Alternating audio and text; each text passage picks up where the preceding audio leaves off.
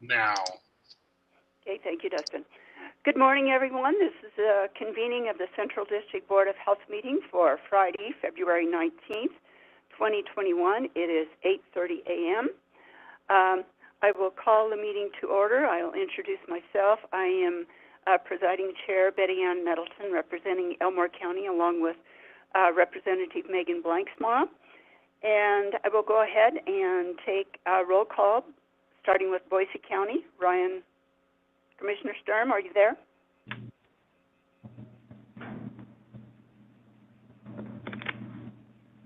I'm not hearing Commissioner Sturm yet. Valley County, Commissioner Hasbrook. This is Commissioner Hasbrook. I'm present. Thank you, El. Ada County, Dr. Young. Jane Young here. Dr. Epperly. Ted Epperly here. Mr. Labrador. I'm here. Thank you. Elmore County. I don't think I hear Megan at all this time.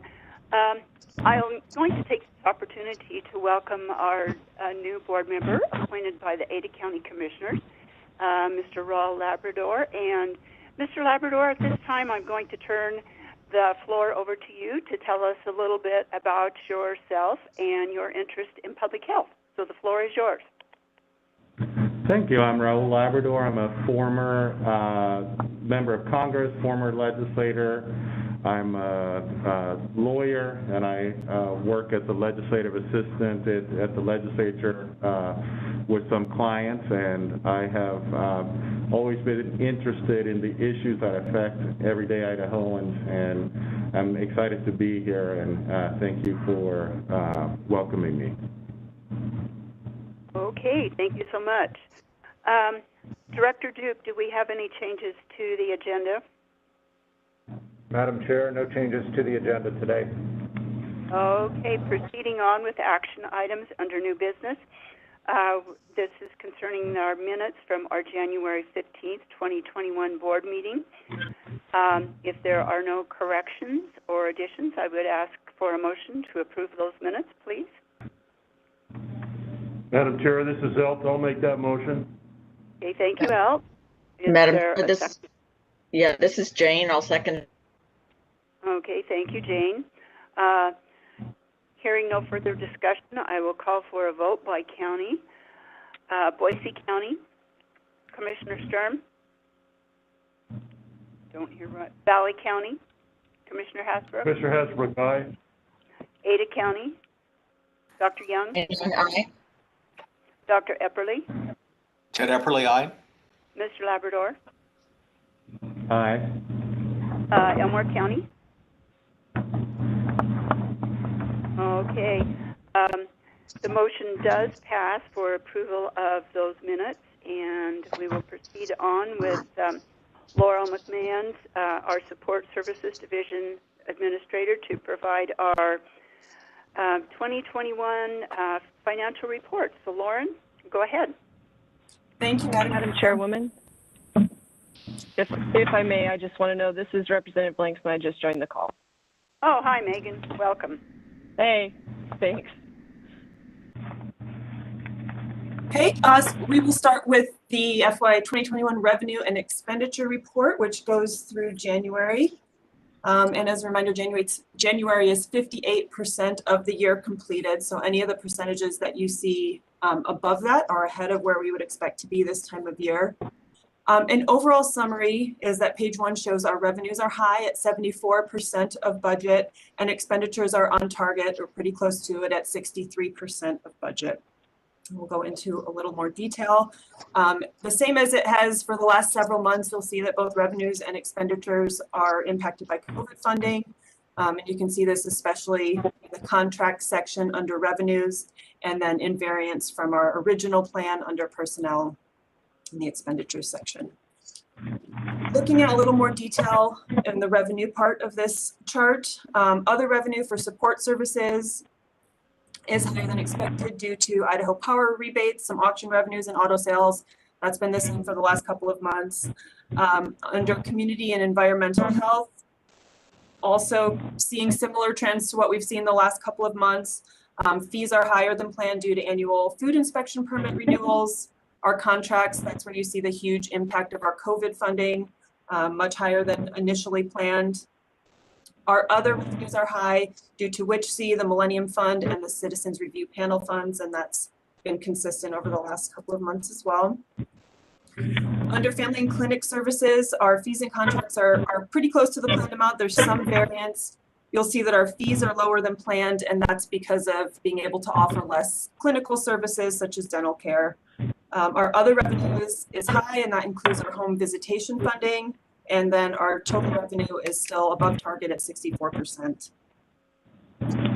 Moving on to the expenditure section, and this is also very similar to what we've seen the last few months or last several months. Personnel and operating are low under administration because time is being charged to COVID response rather than as it had been planned at the start of the year. That's the same under support services. Personnel and operation are also lower than planned due to the COVID response. And capital is still high. You'll see that the same percentage as it has been the last couple of months. And that's because of that project payment that was carried over. And that will be adjusted in the budget revision. That will be added in for the remainder of the remodel and the parking lot upgrade. So you'll see that number shift for next month's report. Under community and environmental health, personnel and operating are still higher because of our additional staff resources, again, COVID response. And then under family and clinic services, our personnel and operating are slightly lower, and that's due to not being able to operate the same under COVID. Moving on to page 2.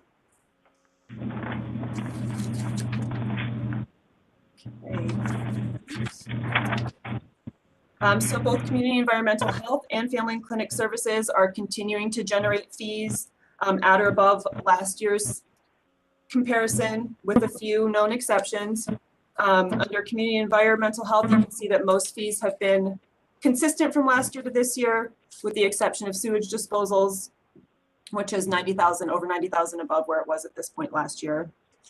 Under family and clinic services, you can see there's been an increase in both central care and reproductive health services. Immunizations have decreased due to the number of school-based vaccine clinics that we weren't able to offer. And then there was an impact in that child dental clinic as well, because we were unable to have the in-person dental sealant clinics in schools that we normally would. That other fees there, where you see there's nothing there, that's typically First Teeth Matter, which has been impacted since WIC clients are still being served virtually. Okay, and then moving on to page 3. So this is our cash balance statement for through the end of January. We did receive the second half of our state appropriation in January, so this page does have a big change from last year. Total month-end cash balance was over 4.6 million. Reducing it by the reserve fund designation leaves a balance of 2.3 in the undesignated, 2.3 million in the undesignated cash balance. Okay, and then on to the 4th page of this report. And this, no change in this report either. I just included this as a reminder that we still have the funding set aside to complete the carpet, paint, and furniture once we have the space in the facility to move people around and get those projects completed. And this will look very familiar to the reports as they've looked over the last couple of months. Okay, so that concludes the revenue and expenditure report, the budget to actual. I will stand for questions before we move on to the budget revision and the reserve fund designation. Laurel, this is Elt. Yes, Al, go ahead. In the front page under revenues, which part of the community environmental health is broken out for the replacement dollars from the CARES Act? And I don't think there's any FEMA funds, is there? It's all CARES Act. Can you break those dollars out for us in that budget? I can do that and get it to you, yes. I would really like to see that because that's going to affect kind of what we do next year's budget. Okay. Thank you. And you can email it to me if you want. Okay. I'm just making the note on that.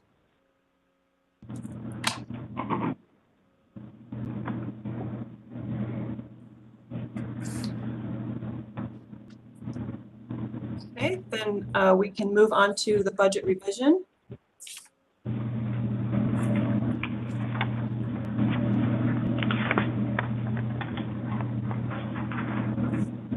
Okay, so starting with page 1 of the budget revision handout, this shows a comparison of the original budget and the proposed revised budget by expenditure and revenue category. And then page 2, which we'll look at next, not just yet, presents the proposed revision changes by division. So first of all, there was a lot of staff involvement preparing this revision across all of our divisions and groups. So thank you to the staff that helped with this. We looked at trends over the last couple of years, our revenues, our expenditures over the first half of this year, considered anticipated changes that we have coming up, and then we came up with our projections for the remainder of the year. Because of the COVID activity this year, it's been a little bit more difficult to anticipate how things are going to play out. So we did the best that we could with our revision, and we'll go over the details of that next. So the proposed budget revision includes an overall increase of $1,193,200. And we can see that how it's broken out. Under expenditures, our personnel has increased overall by 8.9%, which is about $783,000. And as we've talked about during our budget to actual reports, we have our increased staffing due to our COVID response efforts and community environmental health. And then personnel costs in other divisions have decreased slightly due to staff focusing on the COVID tasks. Also of note, the CEC was included in the budget initially, but not distributed. So that balances out to an 8.9% increase. Operating is also increased substantially, also primarily in community environmental health. Again, that's due to our COVID response. There are several new programs also in health policy and promotion that we've accounted for in the revised budget. Those include the WHC Get Healthy Idaho grant for $155,000, the Valley County Opioid Response Project, which is $300,000. That was a direct federal grant. The Partnership for Success with the Office of Drug Policy, that was $185,000 increase. So big increases across the board there. Projected cost to complete the replacement of the old furniture and install the new carpet and fresh paint, which we've been seeing on page 4 of the previous report. Those are included in the carryover for special projects, and that was approved by the board in August. That's $146,000. And then we also increased the capital outlay due to parking lot repairs and a cooling tower that we needed to replace, which was past end of life. So you see an increase there as well. For revenues, you can see there's no change in the county funding. The state general fund is decreased by the governor's 5% reversion. That's applied to our WHC and Citizens Review panel funding. WHC's funding is also reduced due to some new funding sources that are available and will be reserved for next year. Contracts increased substantially. This is where you can see that huge COVID response increase or COVID funding increase. That's over $3 million. The Valley County Opioid Response Grant from HRSA, the WHC Get Healthy Idaho, and then we have reduced funding from several contracts due to the shift in priorities back to that COVID response. Okay, for fees, those are increased by $20,700 based on our current levels. And then we also increased our environmental health fees because of those sewage disposal fees, which we just talked about being over $90,000 over where they were last year. Family and clinic service fees were reduced. Behavioral health fees had been overestimated in the original budget and have been reduced. Oral health fees have also were also overestimated in the original budget and have been reduced. And COVID has prevented that program from administering services as they would have during the year, but we anticipate that returning to normal, hopefully for next year. Our other revenue is decreased by $37,900, so almost $38,000. The Millennium Fund is not going to be spent out as we had planned because of normal activities haven't been able to be accomplished due to COVID also. State home visitation funding was underestimated in the original budget due to remaining funds from the prior year. We were awarded a Pacific Source grant for COVID telehealth activities. And then just overall, between the decrease in community environmental health and the increase in family and clinic services, this funding category was decreased. The budget for interest revenue decreased by about 28,000 due to a lower balance in the investment accounts. This was estimated at last year's levels in the original budget. However, the facility remodel depleted the investment account to a lower amount. All of these expenditure and revenue changes leave us with an increase of that original figure, the 1.2 million, $1,277,100, and that will be the contribution to our reserve funds that we will talk about next. So that is a pretty high level overview of the changes. And Dustin, you can go to the second slide of this presentation as well. Deanne, this is Ted. I just have a quick question. Yes, Ted, go ahead. Yeah, Laurel, thank you. I just wanted to clarify one thing. You'd mentioned that the behavioral health funding had been over budgeted, and so there was some reductions made.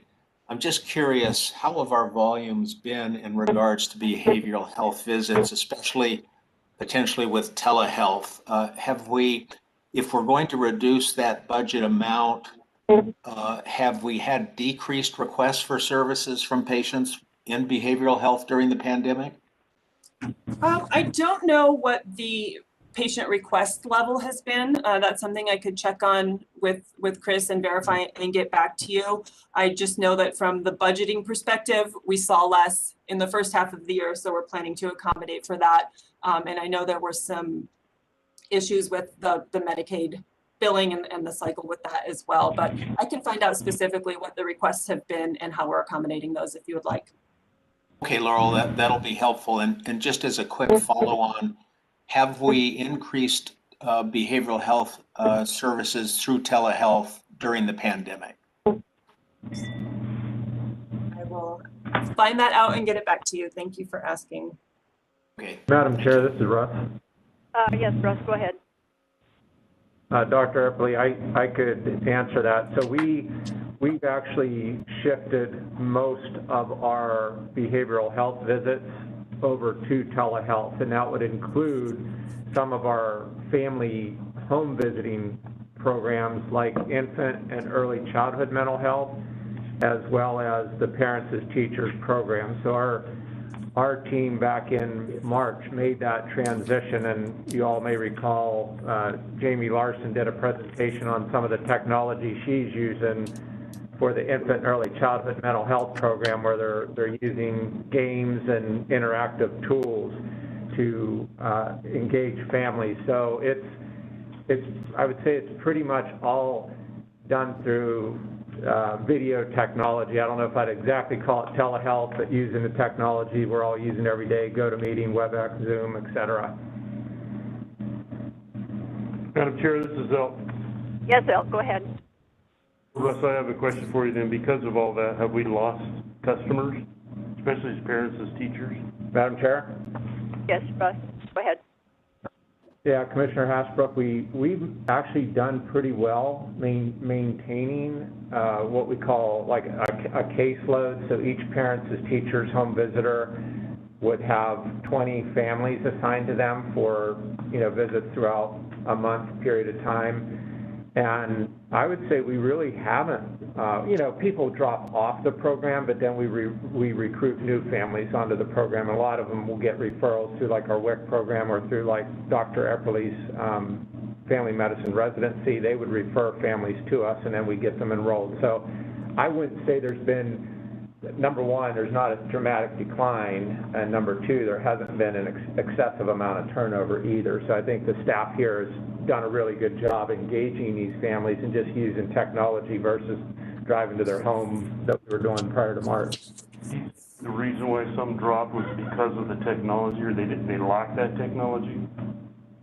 I'm just wondering if... Yeah, I think some families did definitely struggle with it. And, I think we see that right in even with the situation with schools. Some families have been able to adapt really well to it, and some families not so much. So I think with Parents as Teachers, with that young children, we're working with little kids, preschool usually, a lot of them, then yeah, I think it's been a challenge. And we do everything we can to try to work around that, right, and make sure people stay engaged. And I think we've been successful, but yes, there's been turnover probably for sure caused by that.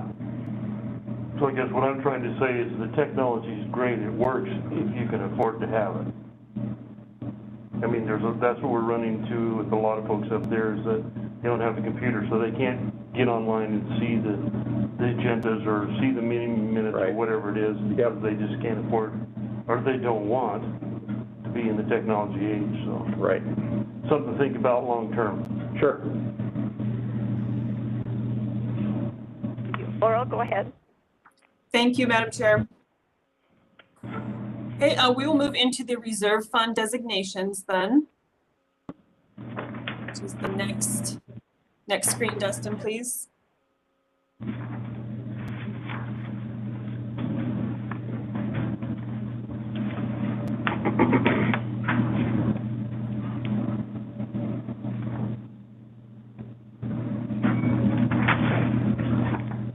Okay, while Dustin is getting that pulled up, we'll just start going over it. Hopefully it'll be popping up quickly here so you can see what I'm talking about. So as I mentioned, we're talking about the budget revision.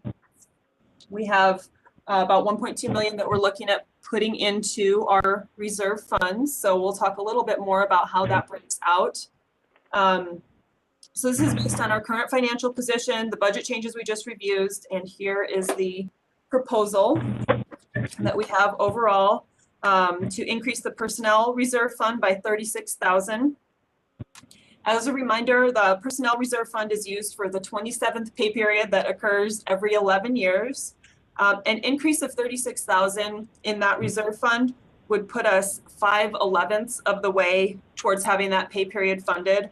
Normally at this point, we'd be 4/11ths of the way funded. So this provides a little bit extra towards that 27th pay period, so that over the next 7 years, we'll be able to put slightly less in year over year, or build up a surplus. So it just gets us a little closer to that goal. The next increase that you'll see is to increase the operational reserve fund by $991,100. And this will put us right about at that goal of having a 3-month cash flow reserve, which is the goal of the reserve fund policy. 3-month cash flow is about 2.9 million at our current operating levels. So that gets us just very, very close to that, just a little bit below. And then the last proposed increase that you'll see is an increase to the capital reserve fund by 250,000. This fund is used for major building renovations or major repairs and maintenance, and then purchasing land or buildings. At this time, we don't have any specific planned projects for that extra 250,000, but we do anticipate that over the next several years, there will be some big things coming up, potentially some major roofing projects at a couple of the facilities. And then that gives us an allowance for other things like the cooling tower that we just had to change the budget for this year, anything big like that that may come up in the near future. So those are the proposed reserve fund designation changes, and I will stand for any questions on that. Madam Chair, this is Megan. Yes, Megan, go ahead. Just for a comment. I appreciate that we all feel good about saving money, but I feel uncomfortable at getting too far ahead on the 27th payroll. If we're keeping up pace, that's great, but I think we all need to keep in mind that these are taxpayer dollars and they shouldn't just get shoved away. So I just hope we can continue to be sensitive to that.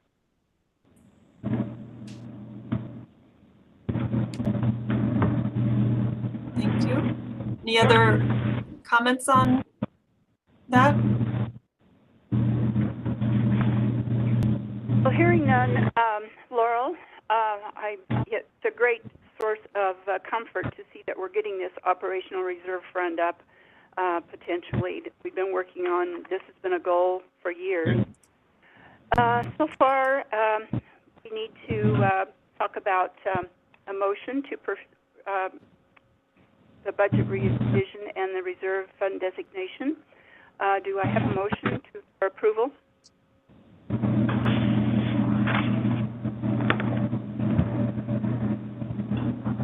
Madam Chair, this is Elt. Yes, Al, go ahead. I'll make a motion that we accept the budget revision proposal and the reserve fund designation proposal. Okay, thank you, Al. Do I hear a second? Madam Chair, this is Ted Epperly. I'll second. Okay, thank you, Ted. Hearing no further discussion or questions, we'll proceed with a vote by county, starting with Boise County,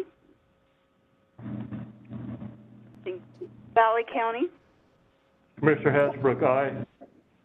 Ada County, Dr. Young, Jane Young, aye. Dr. Epperly, Ted Epperly, aye. Mr. Labrador, Raul Labrador, aye. Elmore County. Representative Blanksma, aye. Okay, thank you. That motion does pass for that budget revision and reserve fund designation. Thank you, Laurel. Proceeding on, we will have our Western Idaho Community Health Collaboration Report by Alexis Pickering. Alexis, the floor is yours. Thank you, Madam Chair. It's so great to see you all. I wish I could be there in person. So while Dustin's pulling up my presentation, I'm just going to go ahead and get started. So I know we have a couple new faces. Welcome, Mr. Labrador. Just some background. Dustin, next slide, please.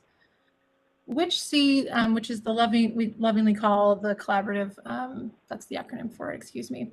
The background for why WICHC really became what it is today is because a lot of stakeholders recognize the value in combining and leveraging their shared and individual resources. You know, a lot of our partners in community health are doing amazing work, but oftentimes, you know, they're investing 10,000 here or 50,000 there. It's not, you know, in a coordinated and aligned way. And so WICHC allows us to truly leverage, reduce duplication, save costs, and then have a greater impact. And COVID has only magnified this belief, as well as a lot of our health issues are intersectional. So they're complicated. We can't solve them by just sitting in our public health silo and bubble. We have to think regionally about these challenges. We have to be able to include other non-traditional partners in this work to actually be effective. And also WICHC is an amazing opportunity because we can test and scale best practices and initiatives and projects that might be picking up steam elsewhere outside of Idaho. And we can bring it to Idaho and make it more applicable to our communities and see if there's any lessons learned and then share it across our region and then statewide. Next slide, please. So just an update, it's been a while since I've seen all of you. I wanted to just share, you know, just as a recap, you know, we approached the legislature in 2019 with 4 of our private funders. And thanks to, in large parts, Representative Blanksma, we were able to secure that funding. And then we went back in 2020 and received a smaller amount and we also had more private funding to support this work. We were really busy, you know, setting the stage for this collaboration, understanding our metrics and strategic plan. And then we've already started partnering with communities, which I'll get into later today. So we've got a lot at stake and that we're working on this year, and I'm really excited to just share those updates with you. Next slide. So just since we have a new face, just wanted to highlight what is WICHC, the nuts and bolts of it. So we're really based on the collective impact model. It's a multi-sector public-private partnership. And I'm really proud and honored to say I'm the only and first joint employee of 2 public health districts. And we've got 23 diverse members representing public health, healthcare, and social services. And we're really setting the table and all there to address the social influencers or determinants of health and to save costs. Next slide. So this is the 10-county boundary. So the green is obviously central and the orange is southwest. It's almost half the state's population, and you can obviously see, you know, every community has a very different culture, different health challenges, but there are a lot of lessons that can be applied and learned and scaled up across this region. Next slide. These are our funding council partners. So they're the ones that have invested in this infrastructure and have the vision to make this possible. Next slide.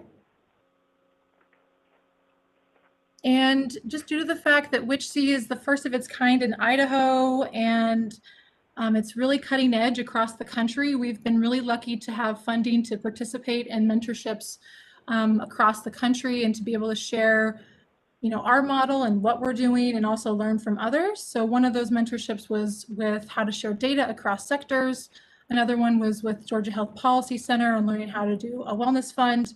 And then we also received funding from the Federal Reserve Bank of San Francisco, and they put on a training with Build Healthy Places, which is a national organization that aligns the community development sector with organizations like ours. Next slide.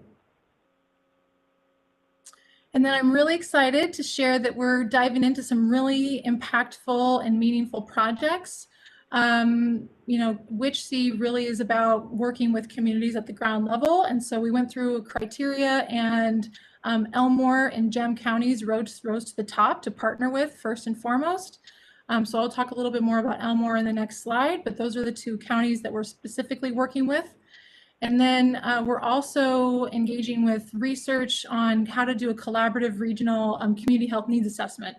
So for those of you that are not familiar, the health systems have to complete a CHNA every 3 years. A lot of our partners, including the health districts, we participate in that oftentimes. A lot of our communities are, because everyone does their own, they're oftentimes asked year after year to complete this. And there's a lot of community burnout. We're not able to have the richness that we'd like to see happen. CHNAs are really expensive. So we partnered with Boise State and had a grad student complete her capstone on researching how we could do this. What are some other lessons from across the country? And so we're using that research to have those conversations with our partners within the WICHC region, which is really exciting. We're also partnering with the Idaho Community Health Worker Association. It's a new association, and we're providing our experts on WICHC to support their deliverables so they can achieve their results faster. Next slide. And then this is the big announcement. Laurel alluded to this in her budget report that I really wanted to share with you all. WICHC, in partnership with the Elmore County Health Coalition, we were awarded the first ever Get Healthy Idaho grant. The Get Healthy Idaho program is a new program with the Idaho Department of Health and Welfare. And, historically, IDHW does a lot of, grants and programs that are very specific to like diabetes and heart disease and stroke prevention. But there's not a lot of opportunity to move further upstream and to have a more place-based approach to solving these challenges. So the Get Healthy Idaho grant is the first of its kind. It's a multi-year grant opportunity. And this first 9 months, we received $155,000, and we're really busy these first 9 months. We've convened a community team. We'll be launching a qualitative assessment next month. So Betty Ann and Representative Blanksma, I'd love to just share that link with you if you want to participate or share that within your networks.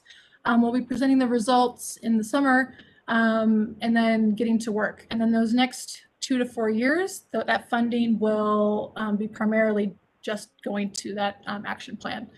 So what's unique about how WICHC is leveraged for this opportunity is we'll be, obviously this grant is an amazing opportunity. But naturally, with any type of federal funding, there's going to be some, gaps potentially. There's going to be limited technical assistance. So WICHC can fill in those gaps, take it to the next level, and we can see even more investments and alignment in Elmore County so we can get better health outcomes sooner. We'll also be taking lessons learned from this grant opportunity to Gem County and our surrounding counties, really just demonstrating how these community coalitions and a regional collaborative can work together to achieve these same goals. And as I'm sure, Betty Ann and Representative Blanksma can speak to, a lot of these, health needs assessments that happen in our rural communities, they oftentimes say the same thing year after year. But, like obesity is high, tobacco rates, what have you. But if you talk to folks on the ground in Elmore County, they say behavioral health is their big challenge. And so we're really excited to be able to use these funds to do a qualitative assessment and really capture the story of why we're having such hard times getting into better health and why is the suicide rate so high. So hopefully we can capture some stories and be able to leverage that into hopefully more sustainable change. So we've got some key intended audiences that we're targeting, really trying to work with those that are most vulnerable and heaviest hit, especially with COVID. But I'm really, really excited about this opportunity. Next slide. So WHC is also just doing broader policy systems and environmental work. As Dr. Eppley can attest to, value-based purchasing and payment models, we have to have good community health in order to also get those cost containments and savings on the back end and within the healthcare system. So this is, our lane within this system of partners, I would say, is definitely advocating for whatever system that Medicaid and health and welfare and our systems build, that they don't forget, let's address the social determinants, those key drivers that are resulting folks to having to go into the clinic in the first place. So we've been able to do that. We also, very lucky to be on the Healthcare Transformation Council of Idaho, to be engaged in those conversations. And then we're continuing to talk about shared data needs and collection. Next slide. So looking ahead, we're going to be completing the Get Healthy Idaho grant. I'm sure I'll have more. If you want me back, I'll be happy to share those results with you and do a deeper dive. Just continuing to collaborate, and we're going to be developing a wellness fund. And next slide. And then that's our website, and I'm happy to take any questions. Thank you. Thank you, Alexis. Excited to hear about Elmore County and the projects there, so let me know what I can help you with. Any questions or discussion for Alexis? Madam Chair, this is El. Yes, El, go ahead. Go ahead, Ted. Alexis, just a quick question on the behavioral health. Are you guys finding out that most of that is from substance abuse, or is it other issues? That's what we're really hoping that this qualitative assessment can tease out. Is it poverty? Is it lack of a strength in the family household? Like, what are some of those other drivers? So hopefully I'll have some more information for you. Okay, thank you. Yes, Alexis, Ted Epperle here. I was going to ask a similar question around the behavioral health aspects. At the root of all poor health, there's usually some connection with behavioral health. So I'm very happy to see that that's front and center in strategy. When you talk about the intended audience, older adults, working poor, Hispanic community, veterans, that's pretty diverse. What is going to be your approach to each of those groups? Is it going to be through community health workers? How are you going to reach out to those populations? That's a great question, Dr. Epperle. And so I think so to answer your question, Elmore County has the highest percentage of veterans in the state. We have some great representation of all of those populations except for the Hispanic communities on the Elmore County Health Coalition. So we just presented to them and said, hey, these are the target populations that we're looking to include on this assessment. And so they're helping us identify those key players. They have those connections. So that's, us coming to them saying, you help us figure out who needs to be part of this. And we've also hired a bilingual consultant who will be also coming up with who are the Hispanic leaders in the community. That's Mountain Home, Glens Ferry, Hammond area, as well as Pine and Featherville. And she'll be conducting those in Spanish with Spanish speakers, and hopefully start building that bridge, because there's a big gap between those two communities, the white and Hispanic populations. So we're hiring somebody of the community to conduct those interviews, and we'll have an online assessment as well, and that'll be both in English and Spanish. Thank you. Alexis, thank you. Alexis, this is Betty Ann. Is the VA helpful with the behavioral of the veterans? So Betty, and I haven't worked with the VA a ton. I've only worked with the Veterans Affairs gal, Tracy, with the Elmore County, with Commissioner Corbis. I've worked with Tracy, and I've worked with a few folks with the VFW, but I don't know if you're thinking of more of like the broader VA. Yes, the broader VA is what I would be thinking. Okay, no, I haven't worked with them. That might be something we need to investigate. Be happy to. Thank you. Madam Chair, this is Elt. Yes, El, go ahead. One more quick question, Alexis. When I was on the mental health board a few years back, there was a program coming out that dealt with the inmates that were coming out of local and state jails that kind of got them some pre-release, some mental health issues, setting them up with a place to live, maybe a part-time job, a substance abuse counselor, those kind of things. Do you know, is that program still going on? Is that part of this overall community health that you're talking about? You know, I haven't been on the board for a little bit too, so I think I'm a little out of touch as well. So I'm going to check back in with the board and see if that program is still running and if it also includes Elmore County, because I think that would be a really good strategy if that aligns with the results. Well, I think it would be good to keep that in the back of your mind as another potential area where we could improve society as a whole. Love it. Thank you.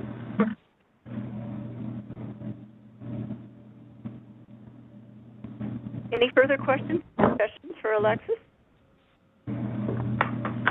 Well, Alexis, hearing none. Betty Ann, yes. Ted Epperly, I'm sorry. I would like to just ask us to consider Alexis coming back with the data and the results periodically.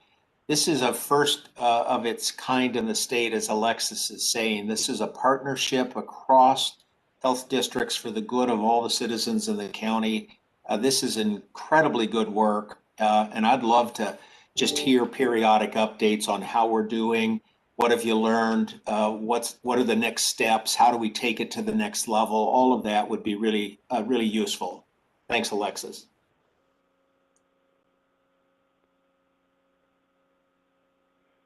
Okay, thank you, Ted.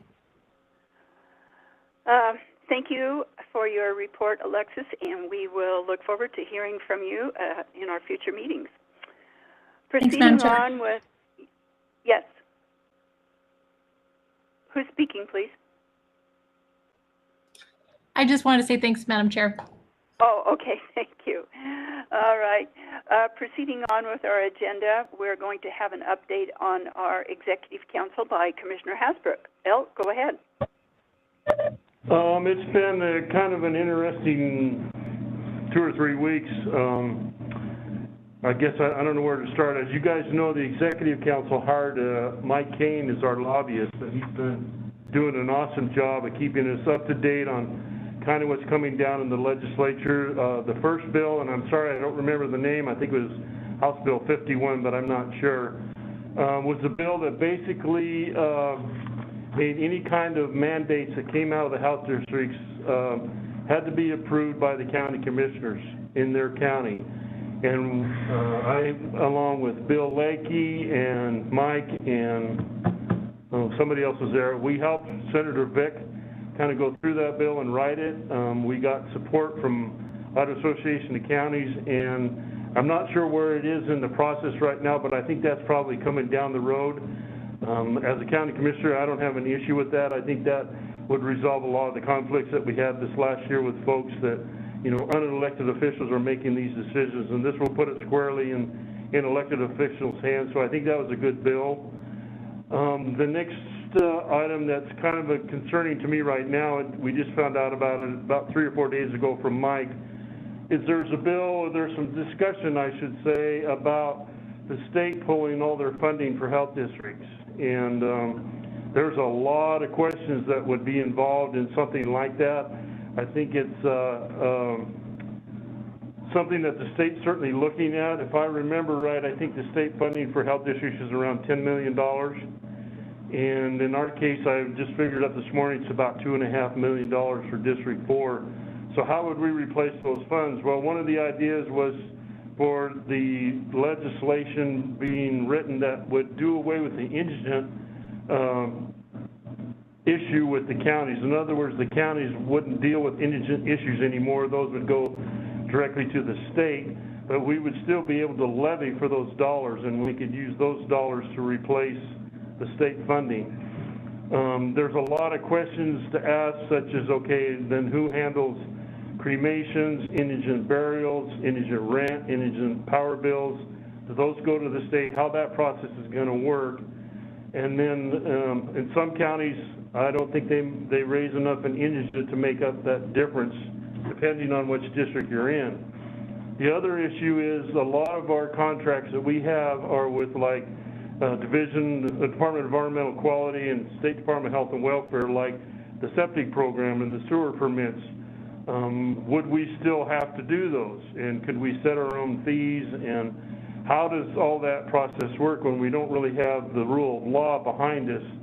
And so Seth at IAC has been doing some work on rewriting that bill that would basically say the counties can opt out of that process, where the state or DEQ would take over the septic permits and some of the inspections that, of course, then we wouldn't get paid for. So right now, I guess what I'm saying is just kind of watch what's coming down the pike. I don't know where it's going to go.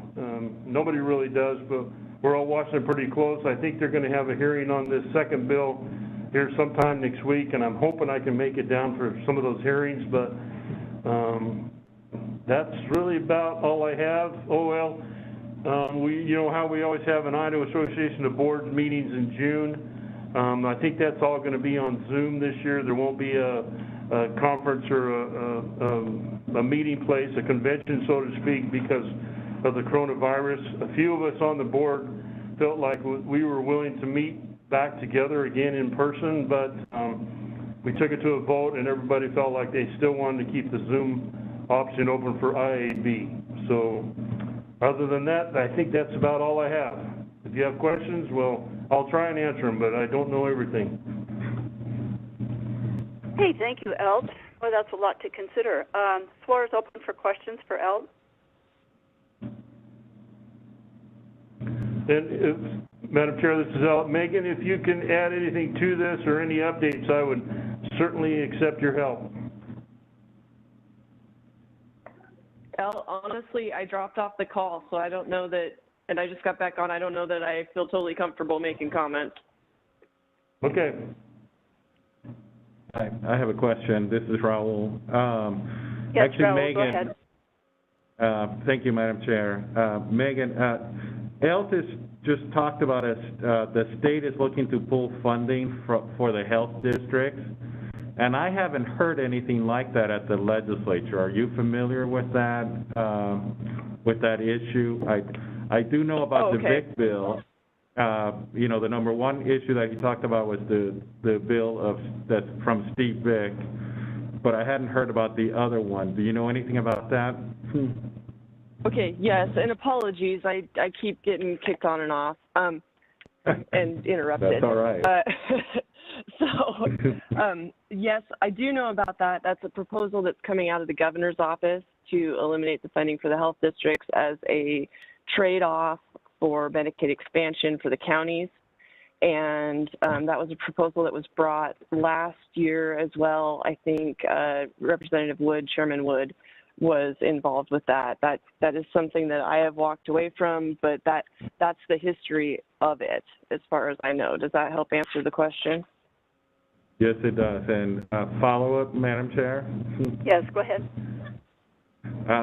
Megan, is there appetite for that? It was just new to me, so I was just wondering, is there appetite for that in the legislature? Madam Chair, yes, go ahead. I don't really know at this point. I mean, it's not printed yet. Okay. I don't know a good answer to that. It's rough to be in this environment cutting funding when we've got such a influx. I mean, and we just found out that we're going to end up with another, like, I think it was $1 billion in more COVID money. So, I mean, there's this huge influx of dollars, and I don't know where where cuts are coming, and I have not officially seen the actual proposal to eliminate state funding from health districts. I have expressed some concerns about it because if you're going to eliminate state funding from health districts, then you better start taking some of those things out of code. Like, for example, the governor in any way gets to determine what employees make if they're going to be county entities. So I think there's a big unraveling to do there, and it's not as easy as just eliminating funding. So that's my position so far. Okay. Thank you. And Madam Chair, I have a question for ELT. Yes, go ahead, Raul. Since I'm new to this, I'm just trying to understand what the Executive Council does and what authority it has. So how did the Executive Council choose to hire a lobbyist, and was there a vote of all the boards, or how does that work? The Executive Council is basically the 7 trustees. Mm-hmm. Each district has a trustee. Yeah. I'm the trustee from this district, and each trustee went back to their board and explained the situation and felt like we needed to have somebody inside on the legislature to keep us up to date, because we knew from the public reaction this last year, the mandates, that there was going to be some legislators probably try and hurt us. And so all the trustees got approval from their boards to go ahead and authorize the hiring of Mike Kane as our lobbyist. It was a $5,000 a month contract, and we hired Mike, and Mike has gone in. He was very essential on the bill with Senator Vick, trying to get with those guys together and for the county commissioners to end up actually having the final say on any mandates that come from the health districts. I think that's a fair bill. He's involved himself with the other issues. Being a lobbyist, he kind of knows what's going on at the State House and what's the word and what people are talking about, and so he kind of keeps us in that loop. None of us, on a personal level, have time to come down and spend that much time at the State House. We have other lives and other jobs to do. So, and I think it was the right thing to do. I know we caught a little hell off the bat for using public funds to hire lobbyists, but we felt like we needed to protect ourselves and have somebody watching out for us. So that's where we are. All right, thank you. Ann, this is Ted Epperlin. Yeah, Ted, go ahead. Yeah, I've got a question in regards to, you termed it House Bill 51. I'm not sure if that's the right number, but in regards to the mandates to going to county commissioners, this is a really complicated topic, obviously, and it really lies at the intersection of multiple things: public health, economy, politics. If in good faith, the public health departments issue a public health order for the good of the community, which is seen as a mandate, and that goes to the county commissioners for action, and the county commissioners opt to overturn a public health order, and we expose the community potentially to what in good faith was the right thing to do from the public health perspective, maybe not from the other 2 intersectional issues of the economy and the politics. Is there a due process for a grievance of that? In other words, is it an absolute that the county commissioners have all authority in regards to then the public's health? How do we resolve a conflict like that? Madam Chair, this is Elt. Yes, Elt, go ahead. When we first started talking about this with Senator Vick, he wanted to set it up, and I think even Megan had some stuff kind of coming forward too, that the county commissioners would be the appeal board for all of the health district decisions.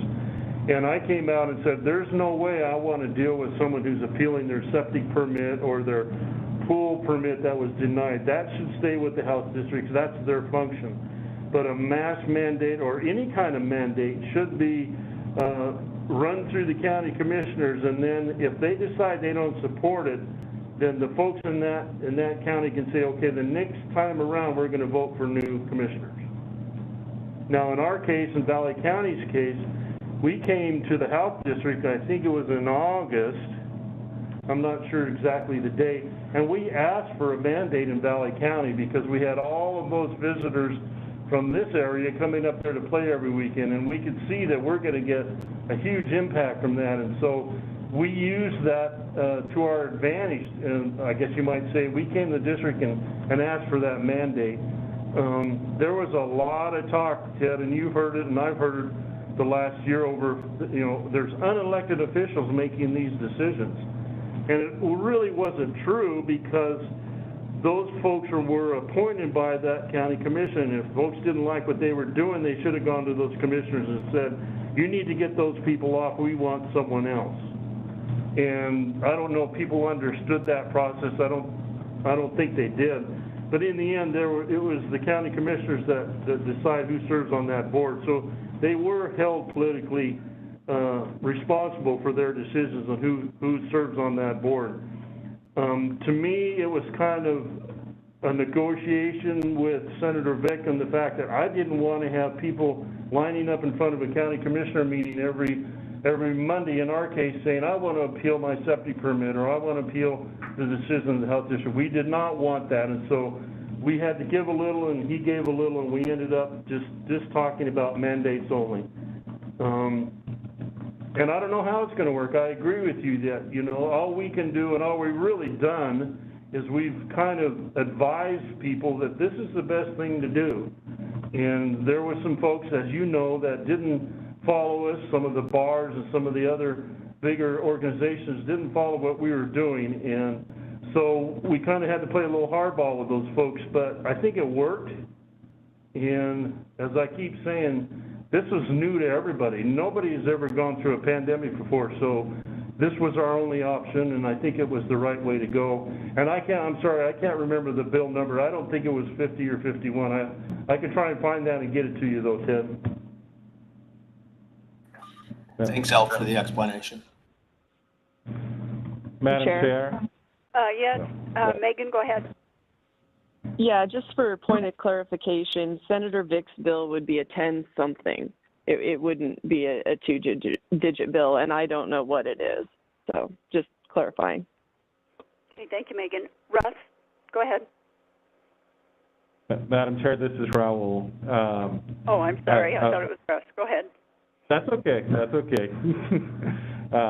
He probably was offended I was not.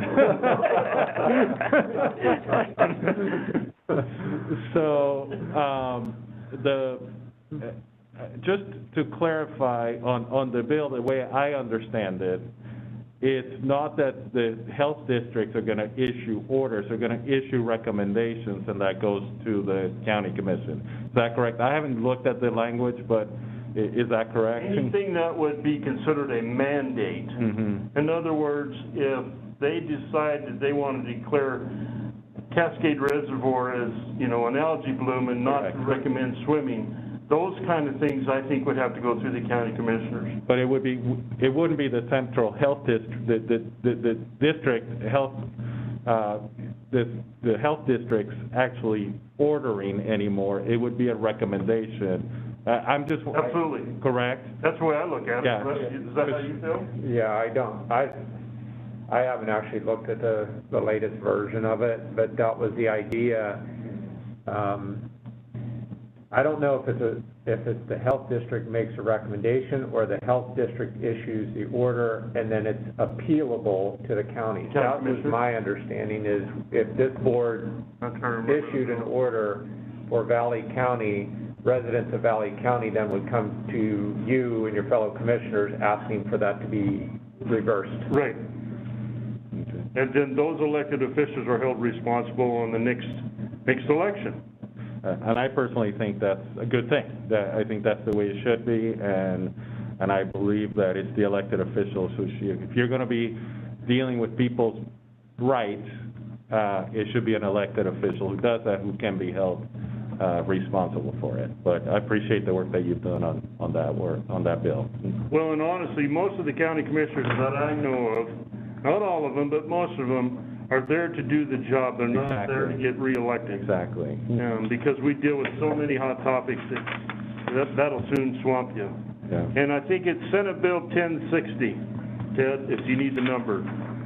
I thought it was 1021, but you're right, it's 1060.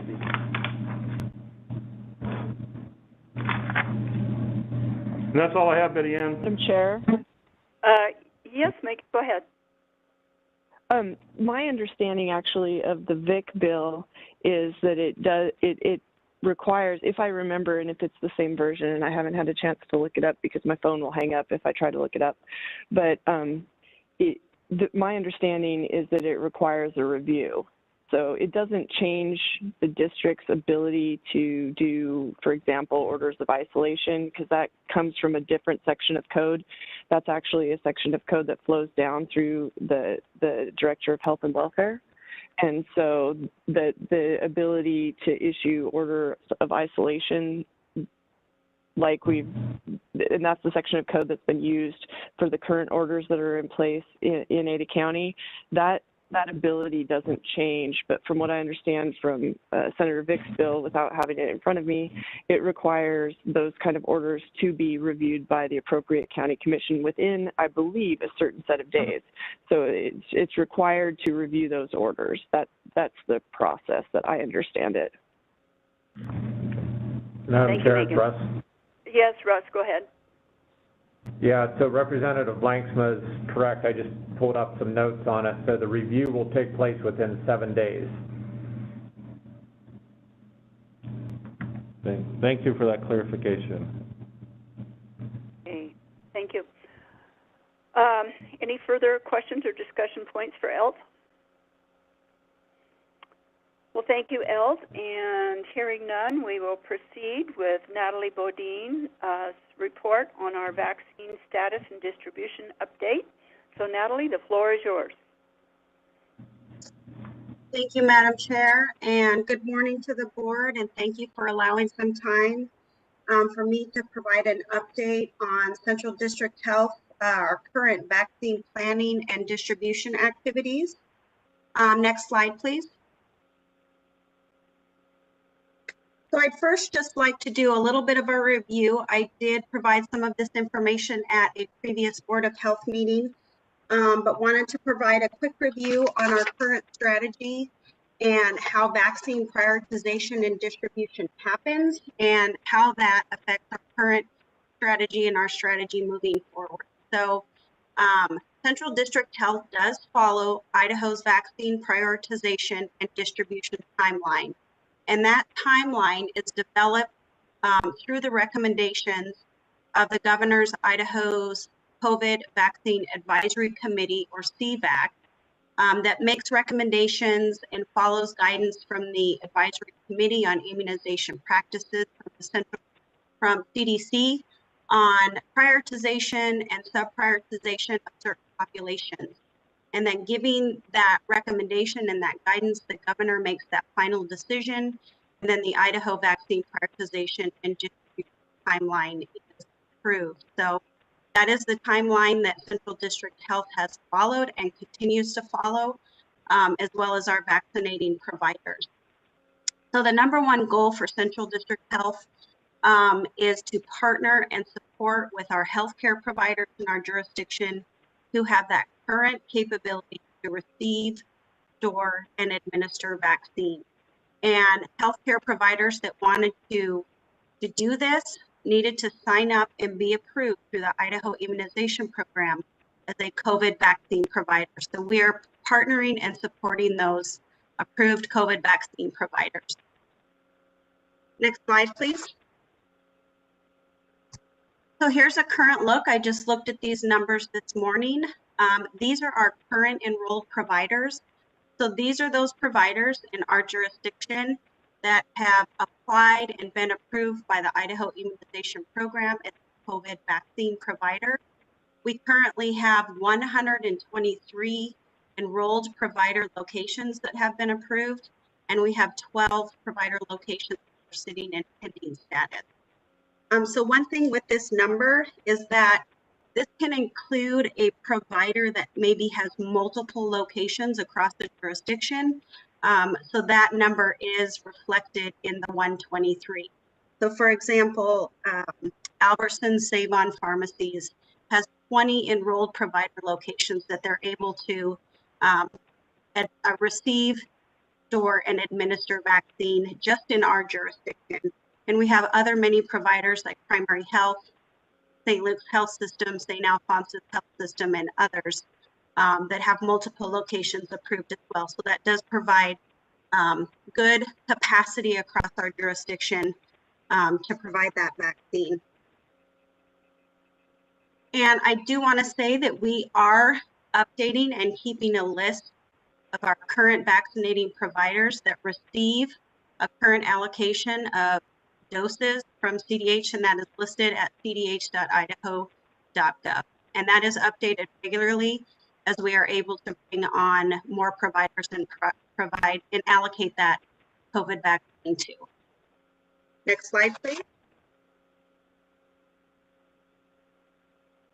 So as I spoke earlier, the governor approves and sets Idaho's vaccine distribution timeline. So this is a document that has been developed and can be found on coronavirus.idaho.gov. And this outlines 4 different groups for vaccine distribution.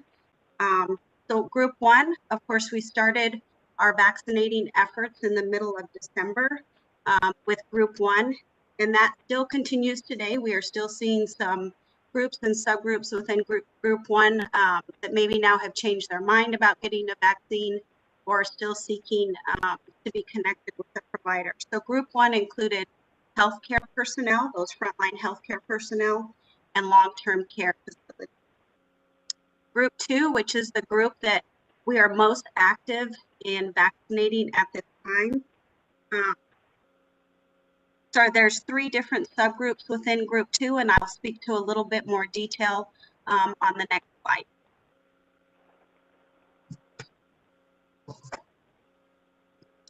Next slide, please.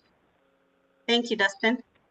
So this is a little bit closer look at Idaho's vaccine distribution timeline and group 2. So per the governor's announcement on January 12th, this group was opened up for eligibility.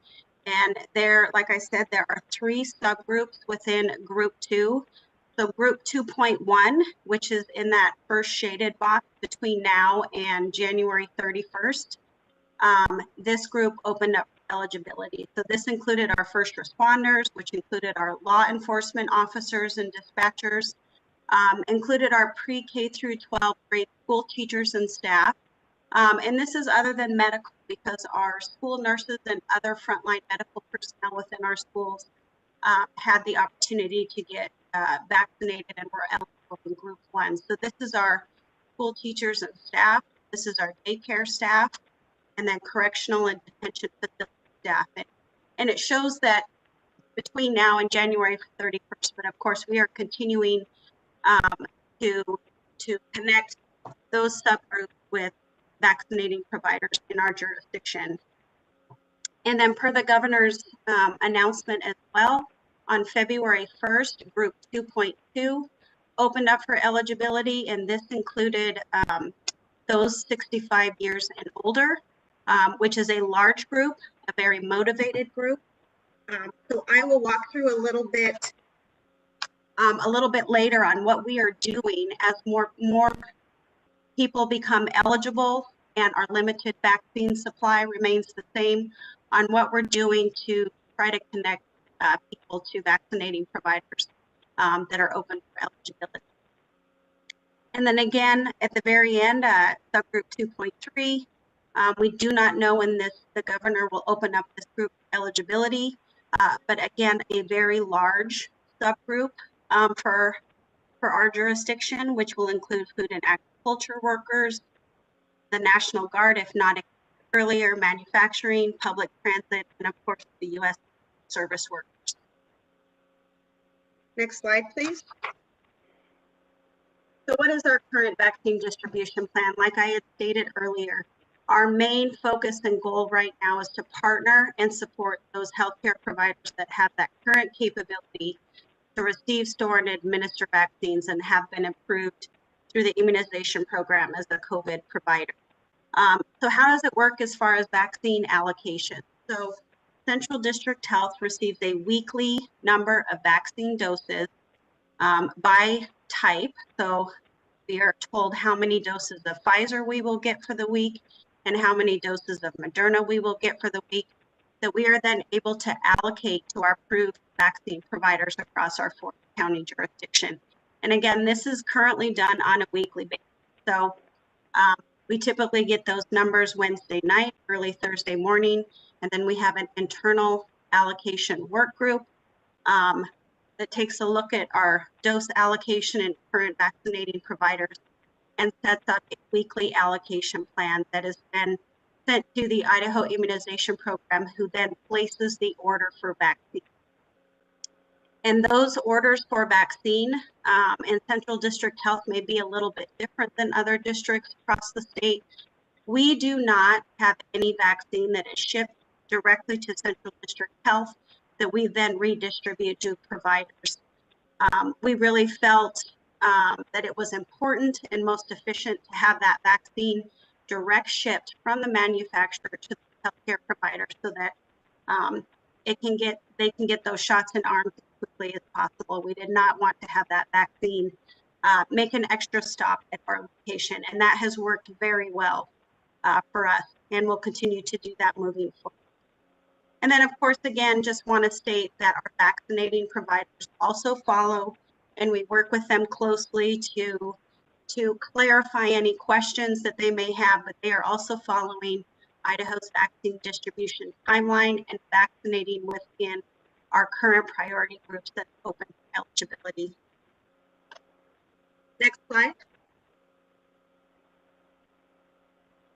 So this is a look at our weekly first dose allocation numbers. So again, we began our vaccination activities the middle of December. So you can see here several different columns. We have a column that shows how many Pfizer doses were made available to our jurisdiction for allocation, how many Moderna doses, and then of course, how many total doses.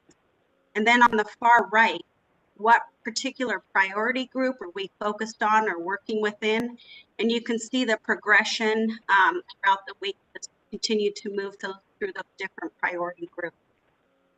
Also like to point out that there is some variance. If you look kind of from week to week, our numbers bounce around a little bit. So it hasn't always been consistent, which creates some challenges, not only for us, but for our vaccinating providers. So I think we've all done a really good job about staying flexible, working with the doses that we're able to get on a weekly basis.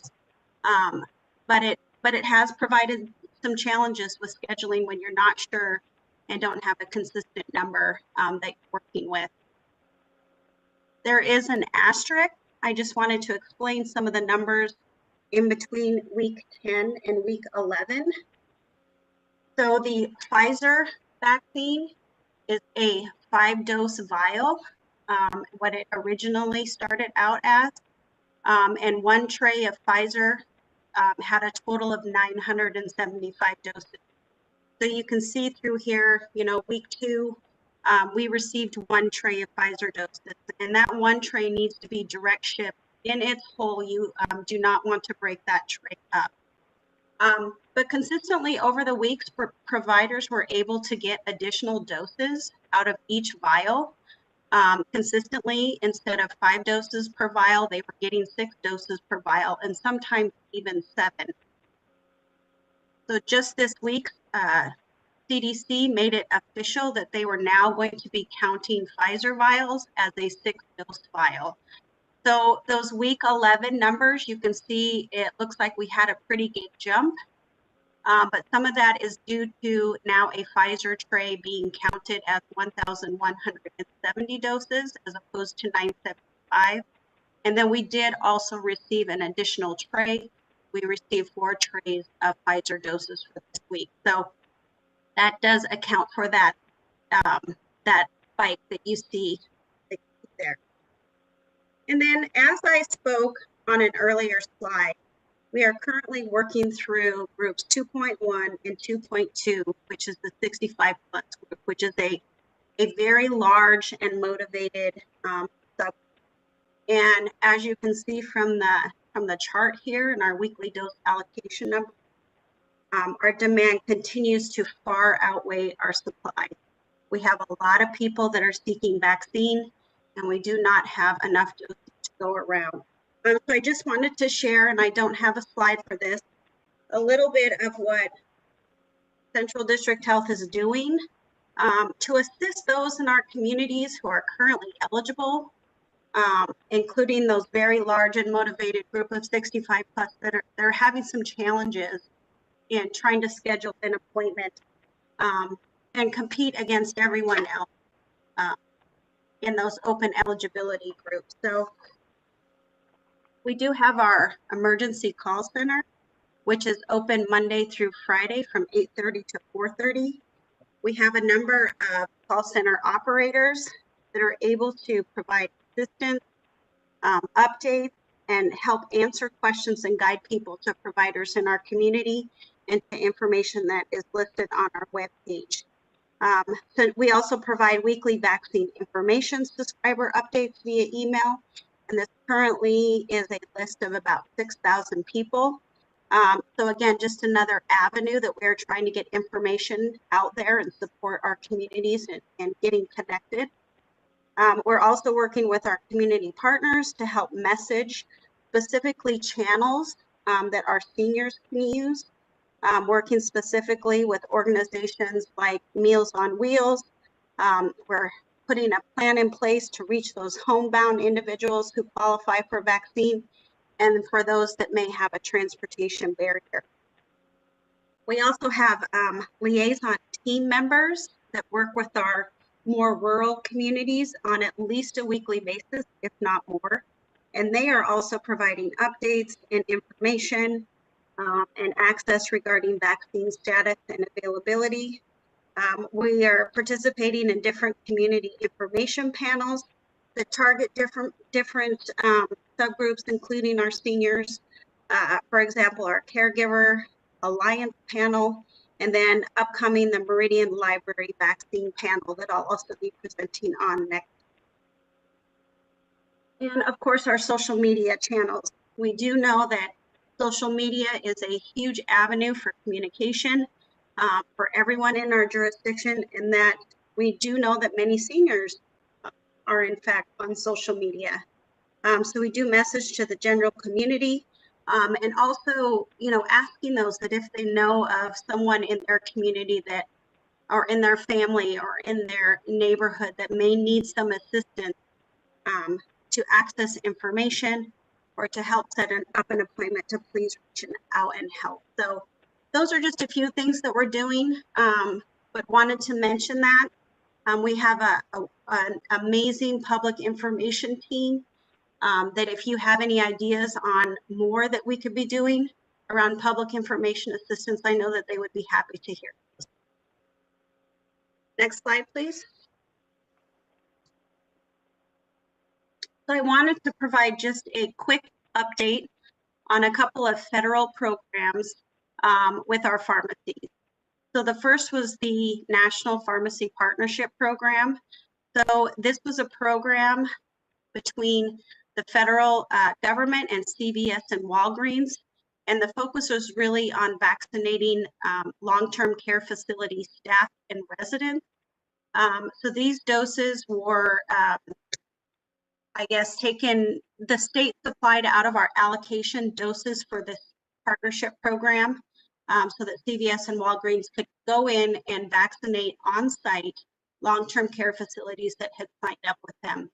This program is wrapping up, and doses that were not used by the National Pharmacy Partnership Program, either through an overestimation or maybe uptake was not as high as they had thought, those extra doses did come back to the state and have been reallocated out into our jurisdiction. So that was a great thing there. The other pharmacy partnership program that was just activated in Idaho on February 11th is the Federal Retail Partnership Program. So this is a partnership between retail pharmacies and Health and Human Services and CDC. And pharmacies will receive a direct allocation of vaccine from the federal allotment. So this will not come out of our state allotment, which again is a good thing. And this has many partners included. It has Walgreens, CVS, Rite Aid, Walmart, Costco, Albertsons, Save-On Pharmacies, and then the Kroger Company, which is our Fred Meyer Pharmacies. So they are just getting this program off the ground. So they have decided in the beginning, as they're increasing capacity, to first activate the program with Walmart and Albertsons Save-On Pharmacies in Idaho. So we did receive some extra doses, which started last week. We had one Walmart pharmacy in Mountain Home that is receiving doses through the Retail Pharmacy Partnership Program. And then, of course, a number of locations with Albertsons Save-On Pharmacies in the Treasure Valley that are also receiving direct allocation through this Retail Partnership Program. Next slide, please. So one of the last things I'd like to talk about is the vaccine administration transparency data. So this is per the governor's executive order on January 28th. So this is a look at provider level data, which outlines doses distributed and doses administered. So this is data that is managed by the Idaho Department of Health and Welfare and went live to the public on their state website on February 8th. All data that is shown on these visuals is data that is pulled from Idaho's Immunization Reminder Information System, or IRIS. And that data is updated on their website on Mondays, Wednesdays, and Fridays. So take a little bit of a closer look. Next slide, please.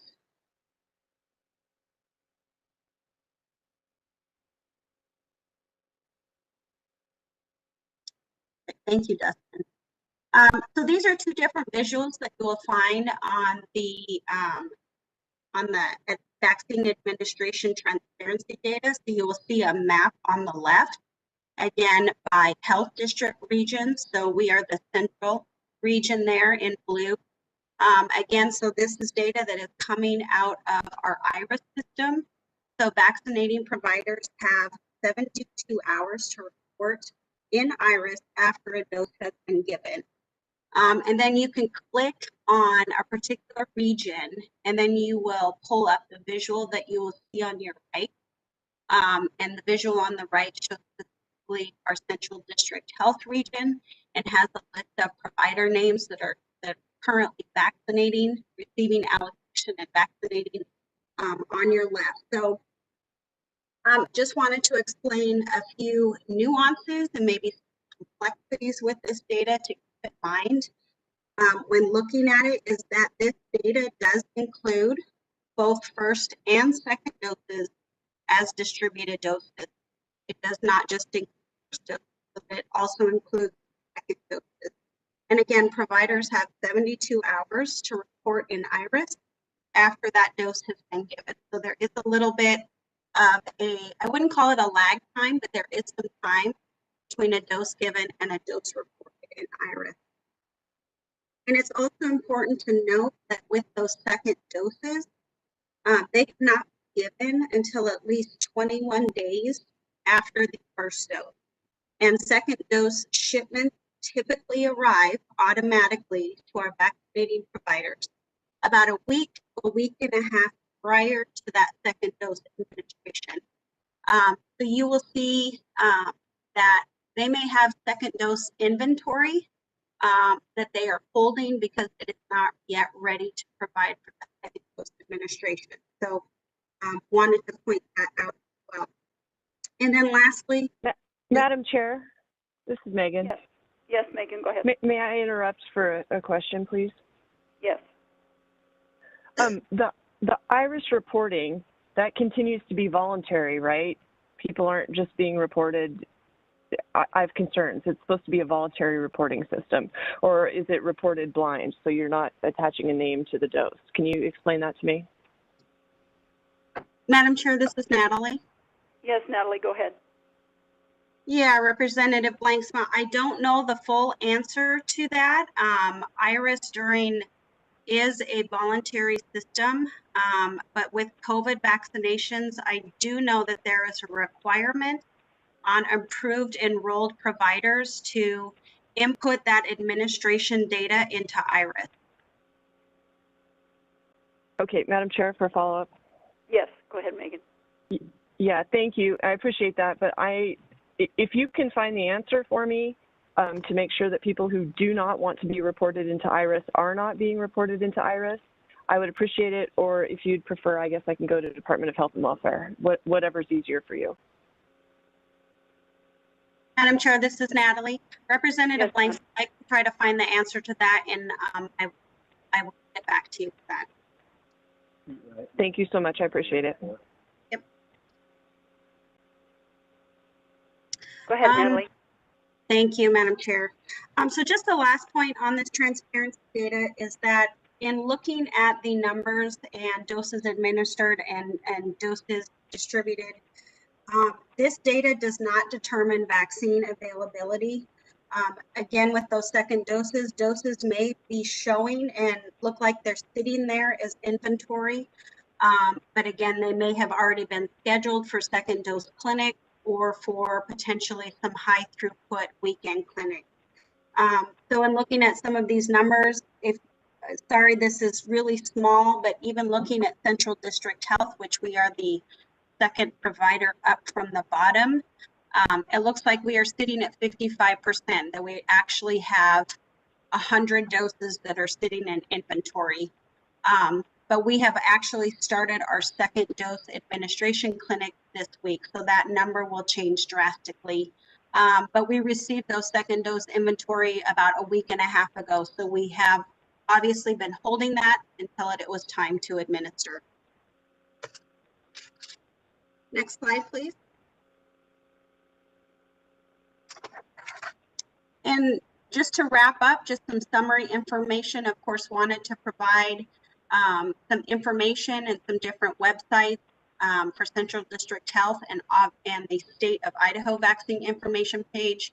And then, of course, our number for our emergency call center at 208-321-2222. We have a great call center and operators and managers that are on the phone all the time assisting our communities with vaccine questions. So that is the end of my presentation. I will stand for any questions. Okay, thank you, Natalie. Natalie, this is Betty Ann. I'm just curious as to how the weather situation across the nation is impacting our supply and administration chain. If you could comment on that, please. Yep, Madam Chair. It definitely is. We have been watching that closely along with our health care providers and receiving regular updates. Idaho immunization program as they receive those from CDC. It is impacting delivery. There are a number of providers whose weekly shipments have not shipped yet. So they, of course, are doing everything they can internally for contingency planning to try to ensure that they don't have to cancel or reschedule appointments. So we have a lot of providers, which is great, that are working together. They're providing vaccine if they have a little extra to help someone else out.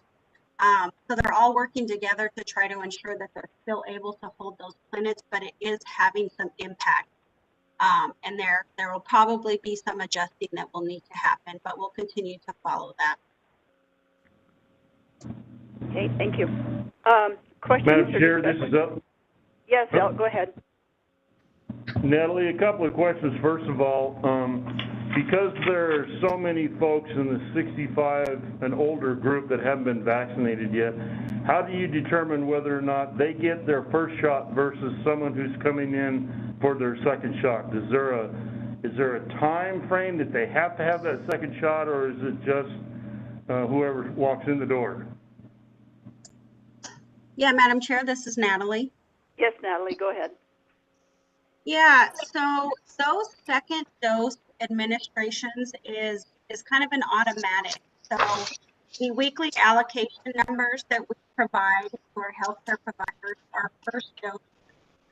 So our providers are scheduling those first dose appointments, and then that person should be going back to that same provider 3 to 4 weeks later, depending on the type of vaccine that they received.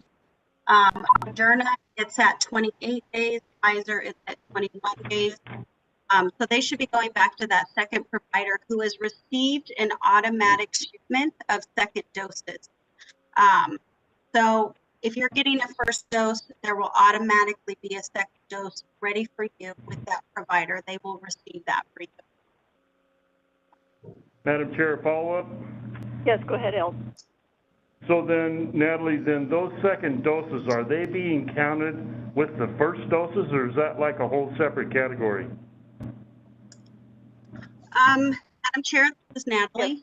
Yes, go ahead. So as part of our weekly allocations at Public Health District and Central District, we are only allocating first dose on a weekly basis. Those second doses are automatically shipped, so we don't order those per se. It's just an automatic that they're shipped to the same provider and the same dose amount 3 to 4 weeks later for administration. But when you're looking at vaccine transparency data, the Department of Healthcare uses from IRIS, those numbers do include first and second dose numbers. So I'm just wondering if we should separate those out in the IRIS category just for more clarification. And then my last and final question, to kind of go along with what Megan was talking about, when people come in to get their first shot, they fill out a card, they put their name on it, and so that someone is keeping track of who's had one and who's going to get two, and but that information is not going into a database with names on it.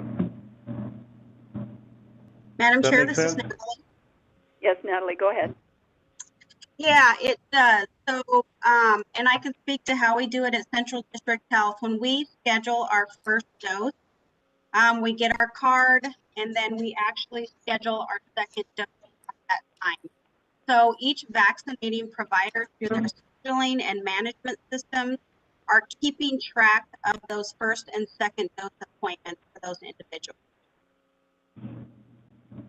Thank you, Natalie. That's what I needed to know. Madam Chair, this is Raul. Yes, Raul, go ahead. Natalie, first, thank you for the work that you're doing. This is, I can't imagine how stressful this is right now. But I have a couple of questions, and you didn't really address this. But a couple of weeks ago, I actually came to the Central District Health to get a tour with Russ, and I saw the call center. I saw how well everything was going there at the call center. And then a day later, I start seeing all these reports in the media that Idaho is failing, that we're last, that we're getting the gold medal in being the worst state of vaccine distribution. And what really surprised me was when I started hearing people telling the media that we don't have a central place where people can get their information on vaccines. And I had just walked through with Russ through the call center. I thought that's not true. That's actually absolutely not true.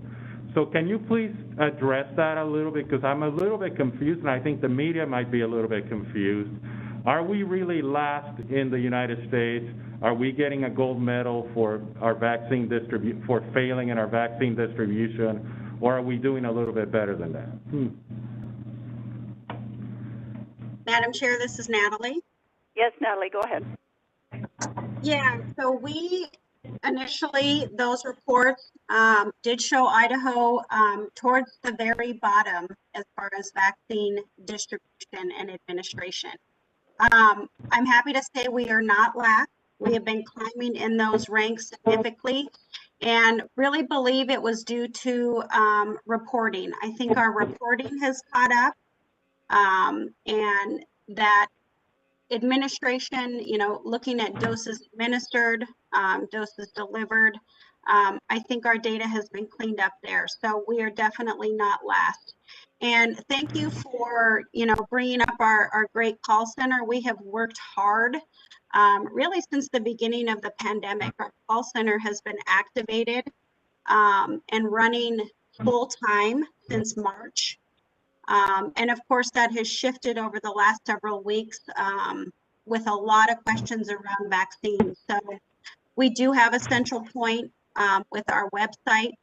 Our public information team works daily, sometimes hourly, with our call center to make sure that our FAQs are updated and consistent.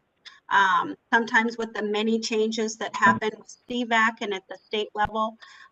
So we really want to provide the best and most updated information to those out in our jurisdiction. And then those that also may not have access to technology. They don't, they're not able to log on and click on a website. So just ensuring that our call center, we have enough operators in there so that when people call, they can actually talk to a person that can help walk them through some of that information. And then also kind of explain the process as to, not every provider has the same scheduling system. Not every provider has the same link to call and schedule. So we're doing our best to try to help those in our community. So thank you for bringing that up. I think our call center is doing an amazing job. Well, thank you. A follow-up? Yes, go ahead. Is our issue right now with do we need more providers, or is our issue really the weekly allocation, or is it both? Madam Chair, this is Natalie. Yes, Natalie, go ahead. Mm-hmm. It really is vaccine allocation. We need more vaccine. We're ready for it. Like I think on an earlier slide, we have over 120 enrolled vaccinating locations. And right now we are allocating to about 23. We just don't have enough vaccine to go around. And so we have a lot of enrolled providers out there that are ready to go. They're eager to help. They want to do their part and provide community vaccinations, but we need more supply. Thank you. Another follow-up. Yes, go ahead, Raul. Thank you. So when you look at the 4 groups, I read every single comment that came to the board for today's meeting, and there were a lot of concerns about the immunocompromised population. And I'm not exactly sure which one of these groups. So these are people under 65 that are immunocompromised. Which of these groups do they fall under? And is there something we can do? Other states are actually, putting them in a higher category. So can you explain that to me a little bit? Yeah, Madam Chair, this is Natalie. Yes, Natalie, go ahead. Yeah, so those determinations on prioritization and sub-prioritization, even within a specific group, is determined by the governor's COVID-19 vaccine advisory committee. So they meet every other week. In fact, they meet today from 12 to 2. And then given guidance from the different members on that committee, again, I think they look at guidance from CDC's advisory committee on immunization practices, and they make recommendations as to certain subgroups in different categories and where they should fall on the prioritization schedule. And then those recommendations go to the governor, who then either approve it or seek further clarification. So right now, it doesn't look like that particular group, among many others, are really clearly defined on the current schedule. So we are always hoping when CVAC meets that they look further into that, provide some more clarity and some more definition. Okay. Thank you. Chair, this is Jane. Yes, go ahead. I've just got 3 questions for Natalie, and one is, do we have the providers covering the rural areas as well? Like, are there providers out there? Or Yeah, are Madam they Chair, mostly central? this is Yes, Natalie. Natalie, go ahead. Yes, absolutely. We are definitely focused and want to make sure that we have vaccinating providers and vaccine that is allocated to those in our rural areas. We have several locations up in Valley counties. We have Cascade Medical, Albertson, Savon, St. Luke's McCall that we have been distributing and allocating to. The same in Elmore County as well. We have, again, Albertsons, St. Luke. One of our FQHCs, Desert Ridge Health Center, has been a huge vaccinating provider in Elmore County. And then in Boise County, we have actually worked with Albertsons Savon Pharmacy to provide a mobile clinic. So we worked with Boise County up in Idaho City to have those kind of weekend clinics to take vaccine up and to provide vaccine to some of those. And we are also working with a healthcare provider out of Horseshoe Bend. So absolutely, we are trying to ensure that we have good coverage across our children. That's incredible. And then I had another question, Madam Yes, Chair. go ahead, Jane. We're never allowed. Of the vaccines that are coming to the state, are the ones that are coming directly to the pharmacies included in our total of the vaccine that's coming to the state? Or is that? Yeah, Madam Chair, this is Natalie. Yes, Natalie, go ahead. I don't believe that the numbers that are federally allocated directly to certain healthcare providers, like through the Retail Pharmacy Partnership Program, are included in our district's vaccine transparency data. I will dig into that a little bit more for you, but I'm not exactly sure where those specific numbers are coming, as they're going directly from the federal allotment to a vaccinating provider. Thank you. And then one other, have we had any severe reactions reported in the state? Madam Chair, this is Natalie. Yes, Natalie, go ahead. I believe, and I will have to confirm this, but this was several weeks ago, more towards the start of our vaccine. I do believe that Idaho Health and Welfare did put out a press release that they had two kind of severe vaccine reactions, but I have not heard anything of late. And in talking with a lot of our healthcare providers, just the common symptoms that have been reported are clear. So. And could we keep track of those if they're related to the vaccine or to the administration? Yeah, so those are reported in the VAERS system, so the Vaccine Adverse Events Registry. So anything that is an adverse reaction is reported in that. That's to the vaccine or to the administration? To the vaccine is my understanding. Okay, thank you. Madam Chair? Madam Chair, this is Ted Yes, Epperle. Megan, go ahead. Thanks. I had one quick question. It's kind of, I'm at the Capitol building for anyone not aware, and it's kind of been floating around here that maybe, well, it's been said that the governor has indicated that doses should be given on border counties regardless of the stages that we're in. So even though that, regardless of who's eligible, that those eligibility rules change if you're on a border county and in Sun Valley. Is that a thing or is that not a thing? Can you confirm any of that? Yeah, Madam Chair, this is Natalie. Yes, Natalie, go ahead.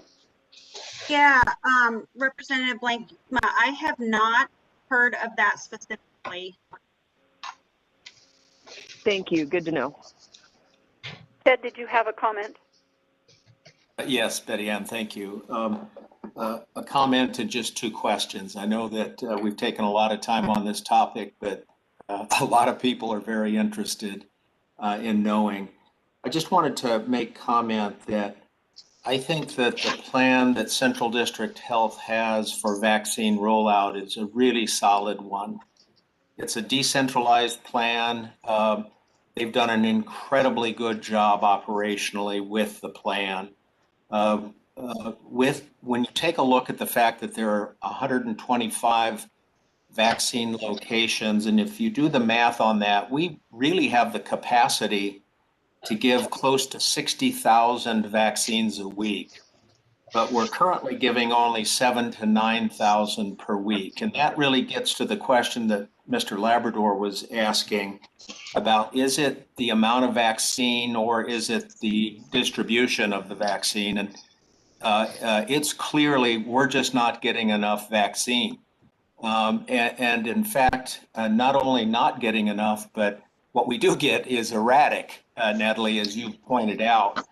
And that's why I think we're ranking, the last I saw was 47th out of the 50 states. It's purely right down to the amount of vaccine that we're getting distributed. And if there's any way that we can help Idaho get more, I know that the distribution system, at least in Central District Health's district, is really a solid one. I'll just speak to our clinic. We've given over 2,000 vaccines now, and Central District Health has been a marvelous partner in getting that vaccine to us in a timely way in which we've gotten that distributed. That said, a lot of that is outside of our control. We use what we get in Central District Health. We've got a greater capacity to vaccinate, but we just don't have the vaccine.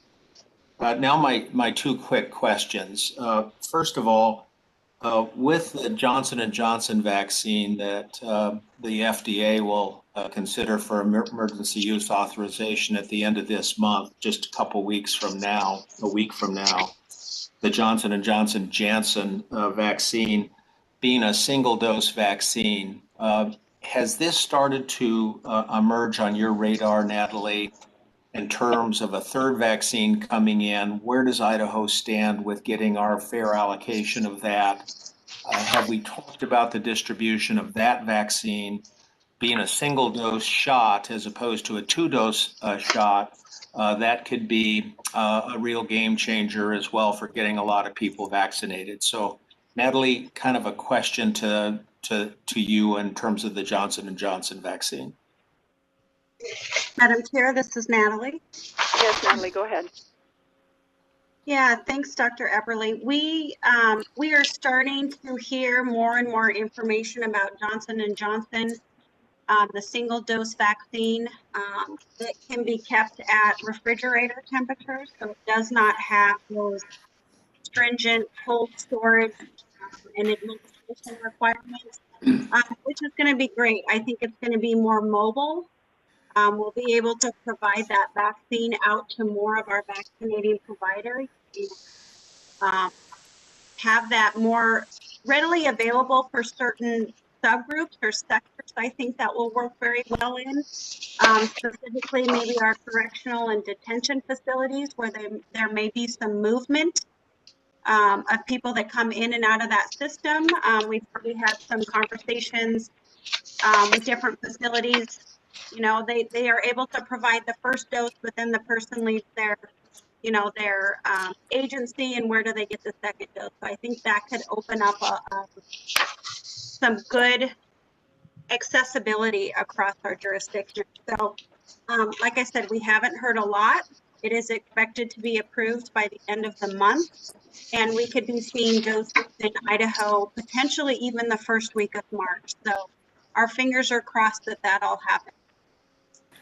Great. And my second and last question is around vaccine hesitancy. We certainly have a fair number of people that are hesitant to get the vaccine.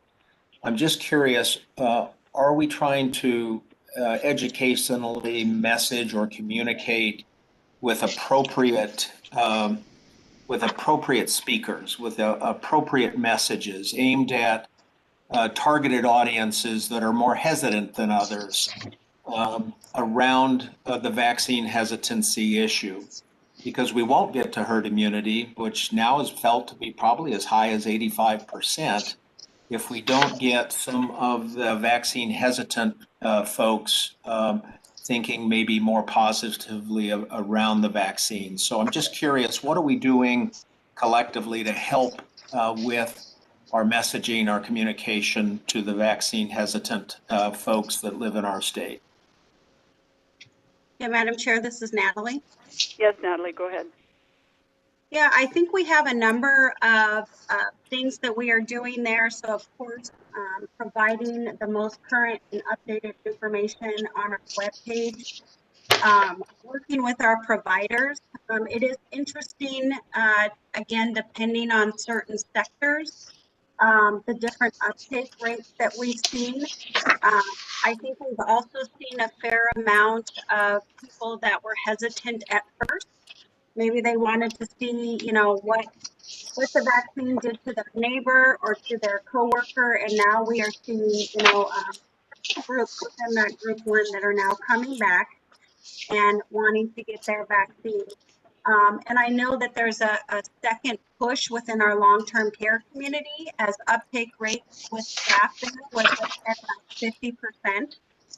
So I know that we are working with the state and the other districts to see if we could do additional clinics and provide another opportunity for those folks to get vaccinated. And then, of course, we have different liaisons working in our rural communities to be kind of that point of contact and provide that vaccine information, efficacy, safety, to really promote that. And then with some of our access and functional needs populations, again, working with our state independent living council to reach that particular population. And then we have a refugee liaison that is working with us as well. So that we can provide that kind of trusted information out into that community. So several different things going on there.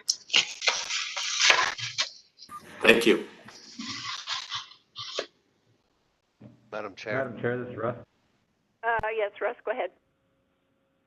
Yeah, I wanted to just follow up on one of the questions Mr. Labrador had earlier on, just so we're all clear. So what Dr. Epperly described is we're 47th in the country, but that is influenced solely by the amount of vaccine our state gets, which is generally distributed based on population. So being 47th doesn't mean we're doing a poor job managing the vaccine that we get. In fact, early on, you know, there was some federal reporting suggesting that Idaho was doing a poor job managing the vaccine we were receiving, but as Natalie described, there were some issues with data. Every state uses a different data system, and we were using IRIS. So there were some data entry issues that would have suggested we were doing a poor job administering it, but now that that's cleaned up, I just learned yesterday we're number 18th in the country as far as our efficiency in delivering vaccines. So I just wanted to make sure that was clear for the board and for anybody watching. Thank you. Thanks, Russ. Any further questions, discussions for Natalie? Yes, Madam Chair. This is Commissioner Sturm. Yeah, well, hi, Ryan. Thank you. Go ahead. Yeah. Running behind today. I had to go save a fall victim. So I just kind of wanted to speak to what Natalie was saying about the rural areas and Dr. Young, what you were talking about. I got my vaccination. I'm due for the second one here on the 25th, and it was, you know, no reactions the whole day. We sat down there the whole day. The ambulance did, just to make sure, with the Albertsons Clinic, and the Albertsons Clinic people were great. They did a great job. They were taking anybody that, you know, fell in that age group, that if they had extra, they were getting those folks taken care of, and it was a really, really great process. And I'm really impressed and surprised and happy all at the same time about how Boise County was able to go ahead and get as many vaccinations and as many people vaccinated as they did. There is still, as we've mentioned, a lot of folks that are messaging me and requesting that we get more because they want to get vaccinated as well, and there's just not enough going around. And so there definitely is room for improvement, I think. I was surprised that there was that many folks that actually wanted to get the vaccine in the older age groups up here. It did surprise me a little bit, but there's a large number of those folks that want it, and they're reaching out to myself and the other county commissioners and other folks to try to get that. And so anything we can do to help you, Natalie, get more vaccine or whatever the case may be, whatever you need, please don't hesitate to ask, and we'll do what we can. If we got to ask folks to help out, we will do what we can do to get as much going as possible, because it's really picking up a pace, and I'm happy to see that. So thank you for all the work you're doing. Thank you. Okay, thank you, Ryan. Any further discussion or questions for Natalie? Well, hearing none, Natalie, I want to thank you for that amazing report and the work you've been doing. And in consideration of the progression of our agenda, I am going to call for a 10-minute break at this time, so we will come back into session at 10:35. Thank you. Sure. Just one thing for everybody to be aware of, this is still going to be live on the YouTube channel, so just for your awareness over the next 10 minutes, depending on what you do.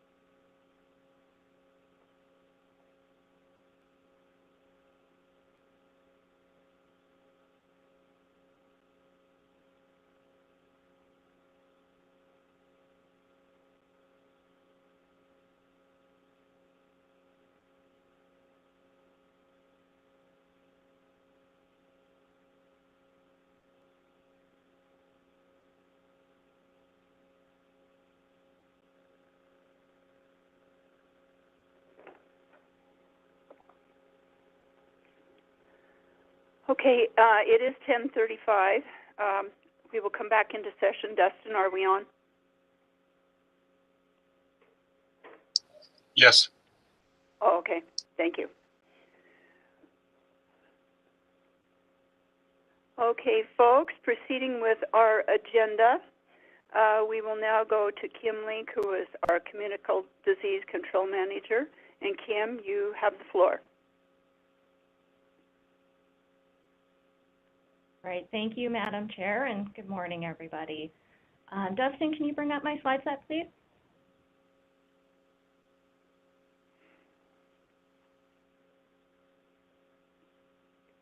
So I'm going to be talking about the epidemiology update for COVID-19, so looking at our data and what we're seeing here locally in terms of illness and transmission. So next slide.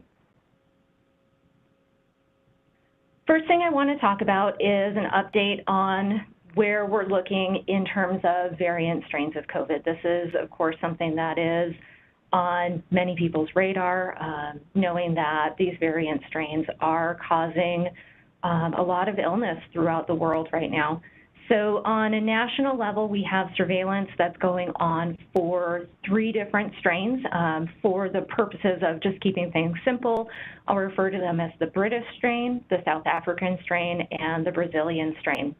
All 3 have been found in the U.S. The British strain is by far the most common. As of this morning, CDC is indicating that 42 states have found that strain within clinical samples, so coming out of patient specimens, so definitely widespread.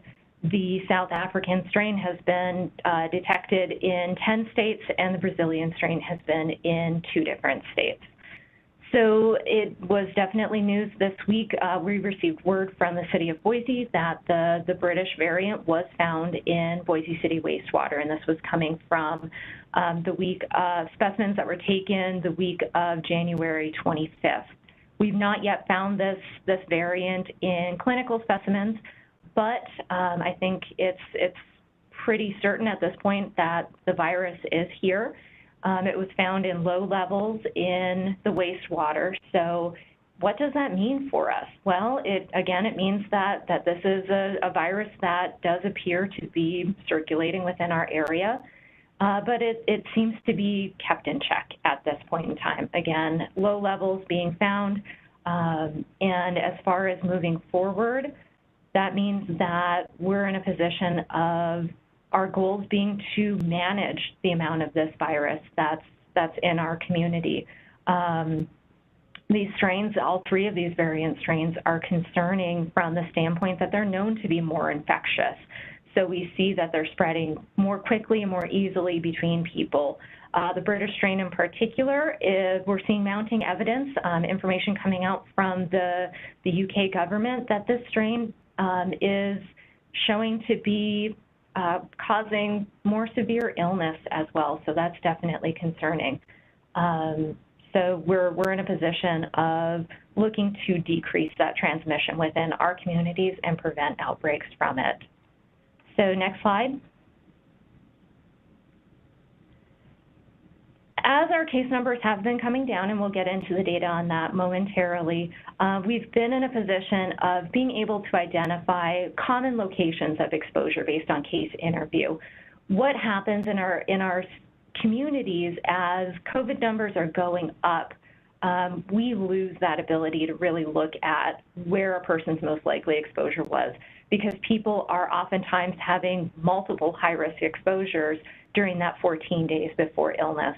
As the numbers come down, we can really zero in on where transmission is happening within our communities. So talking with our investigators, this is the list of places, exposure locations that we're really seeing coming to the top in terms of exposure. So household members, that's definitely not a surprise. That's going to be something that I think we'll see throughout this illness. We know that when the virus does get into a household, preventing spread from person to person is difficult. It's not impossible, but it's definitely difficult.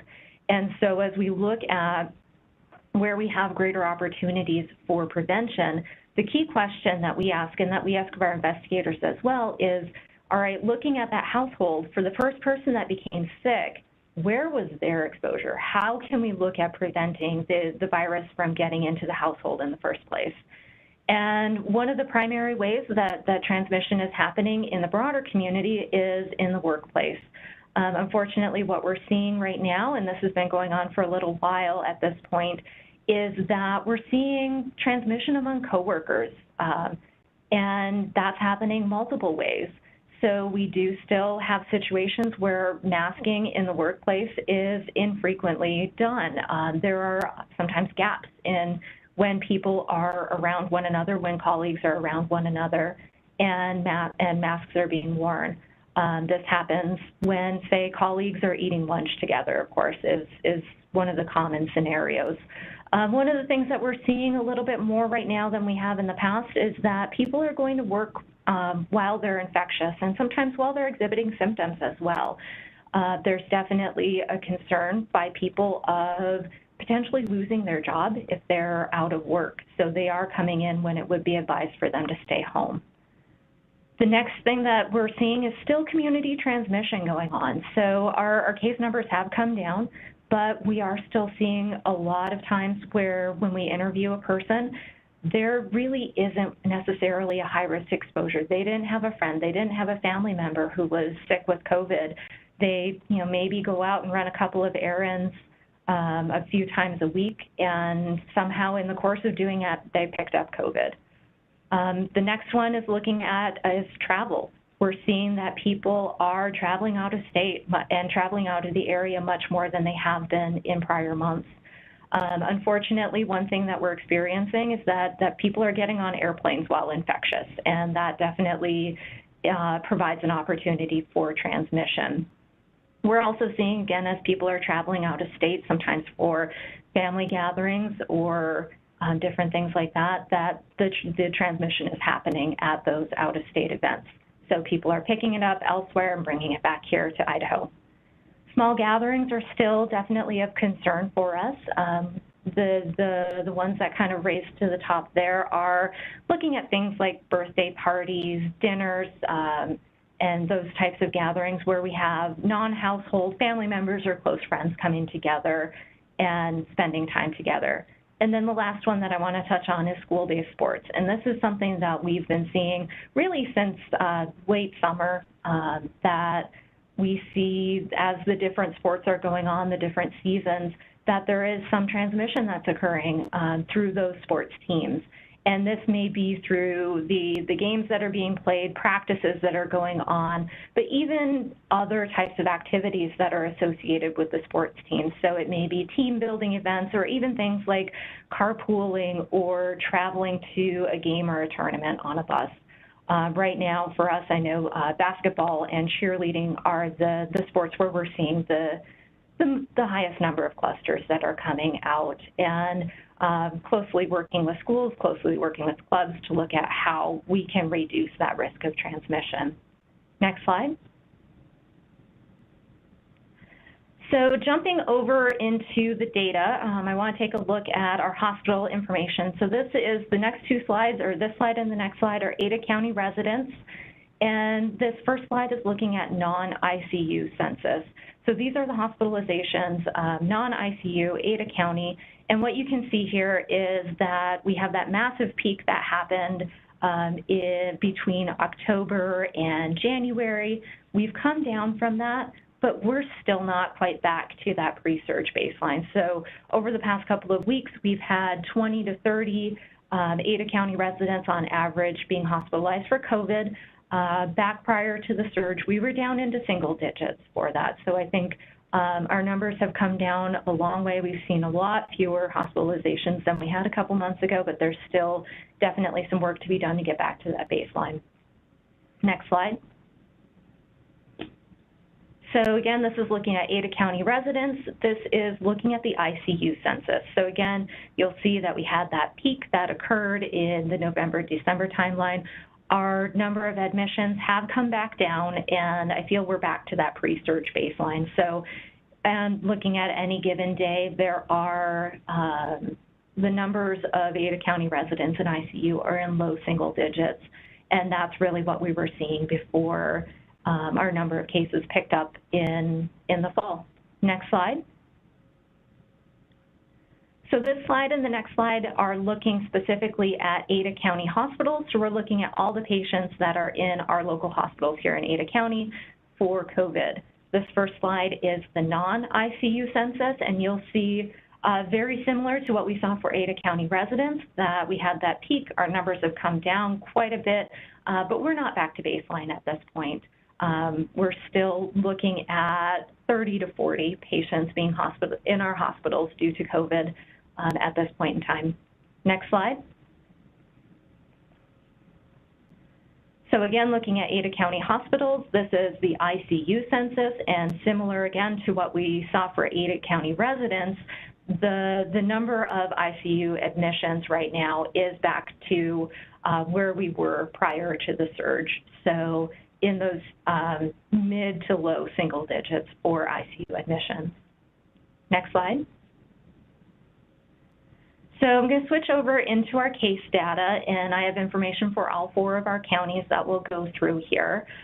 These are our weekly COVID case counts by county, and there is a red line that runs horizontal across the graph to show the benchmark of 100 per 100,000 cases per week.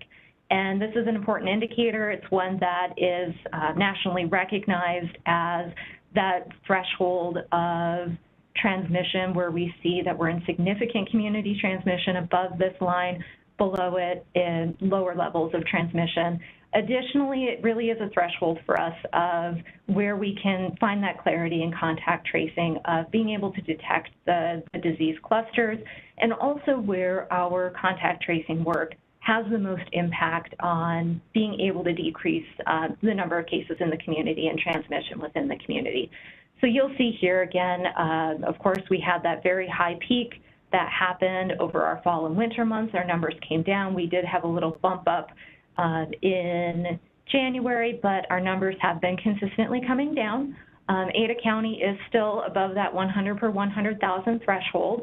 We are on track, it looks like, to finally drop below that this week. So that'll be the first time since September 20th that we've been below the 100 per 100,000 mark. That data will be finalized here. We've got a couple more days worth to go into investigation, and then on Monday that data will be available to see where we're sitting for this current week's numbers. Next slide.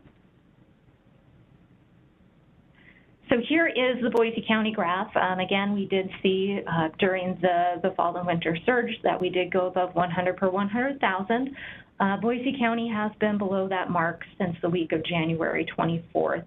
So number of cases among Boise County residents right now is landing in single digits, which is a really good place for them to be. Next slide. So Elmore County, again, experienced a surge over the fall and winter. As we look at that 100 per 100,000 mark, Elmore County's been below that since January 17th. Sitting in a much better place than where we were. I think as far as looking at this week currently, I think it'll be close to see whether or not we stay below 100 per 100,000.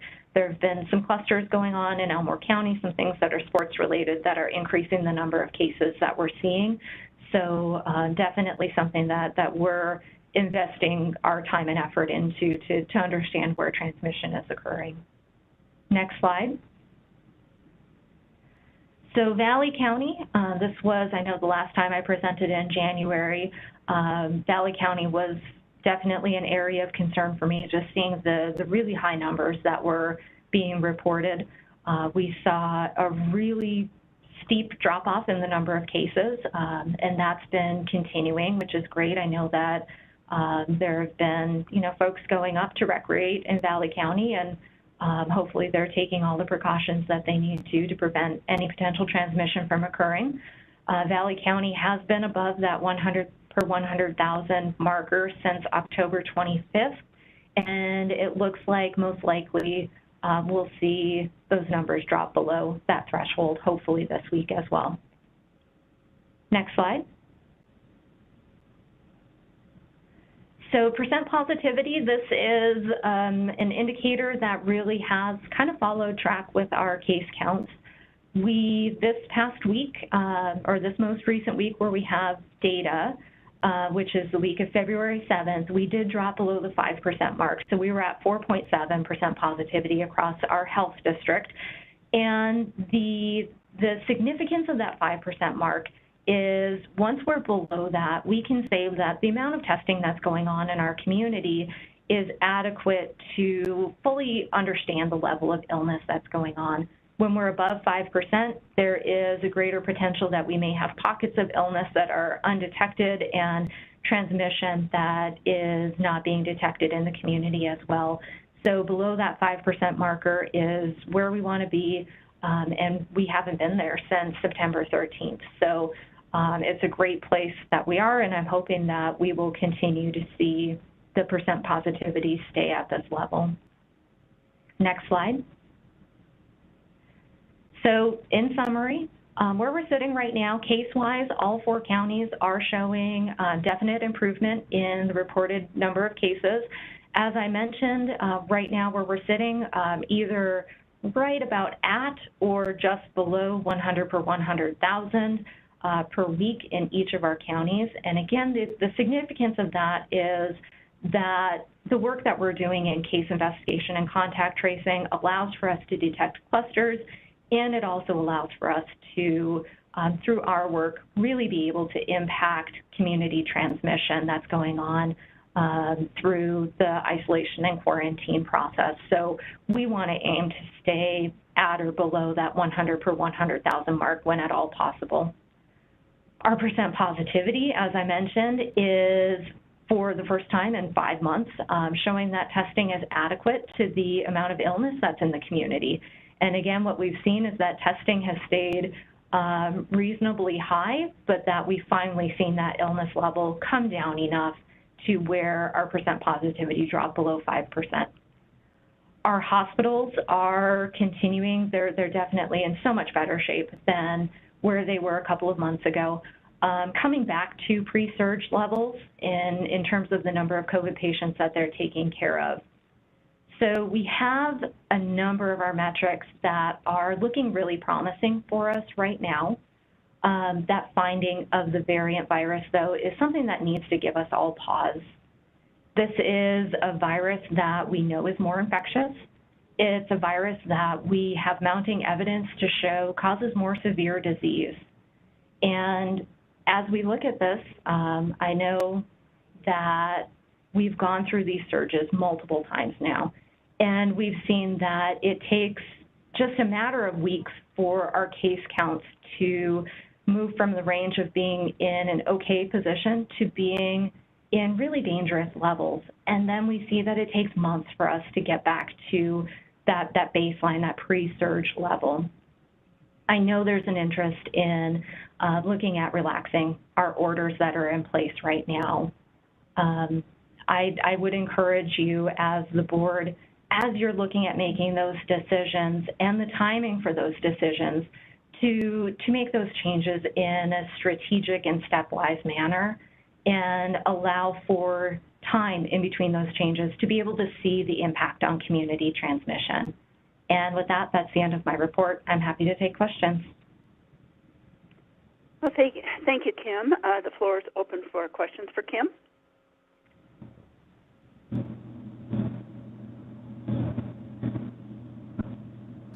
Madam Chair, this is Ted Epperly. Just one question, Kim. Yes, Ted, go ahead.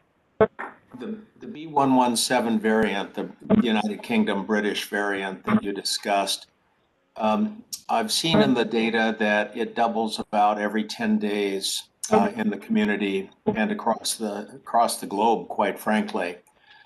What are we expecting in terms of when it'll be the predominant strain here in Idaho and in our community? I've heard data around that could be as early as in March. Is there anything that you have seen or run across in terms of the whole transition from the D variants we've had and dealt with through the course of this pandemic to the B117 variant being the predominant form by the end of March. Madam Chair, Dr. Epperly, I think I've seen the same data as you have from this, that we see experts saying that by March, this can potentially be the predominant strain across the United States. I think where we're sitting right now, we have an opportunity for prevention. So we know that this isn't the predominant strain, and anything that we can do to prevent transmission should be working to prevent this strain from becoming more common. So it's more infectious.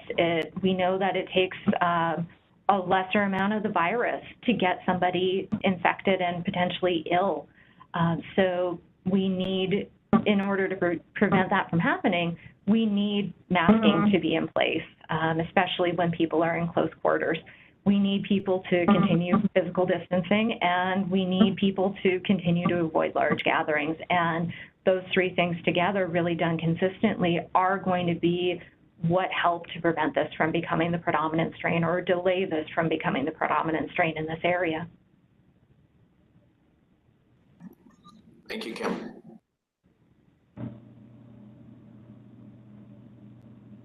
Further questions or discussions for Kim?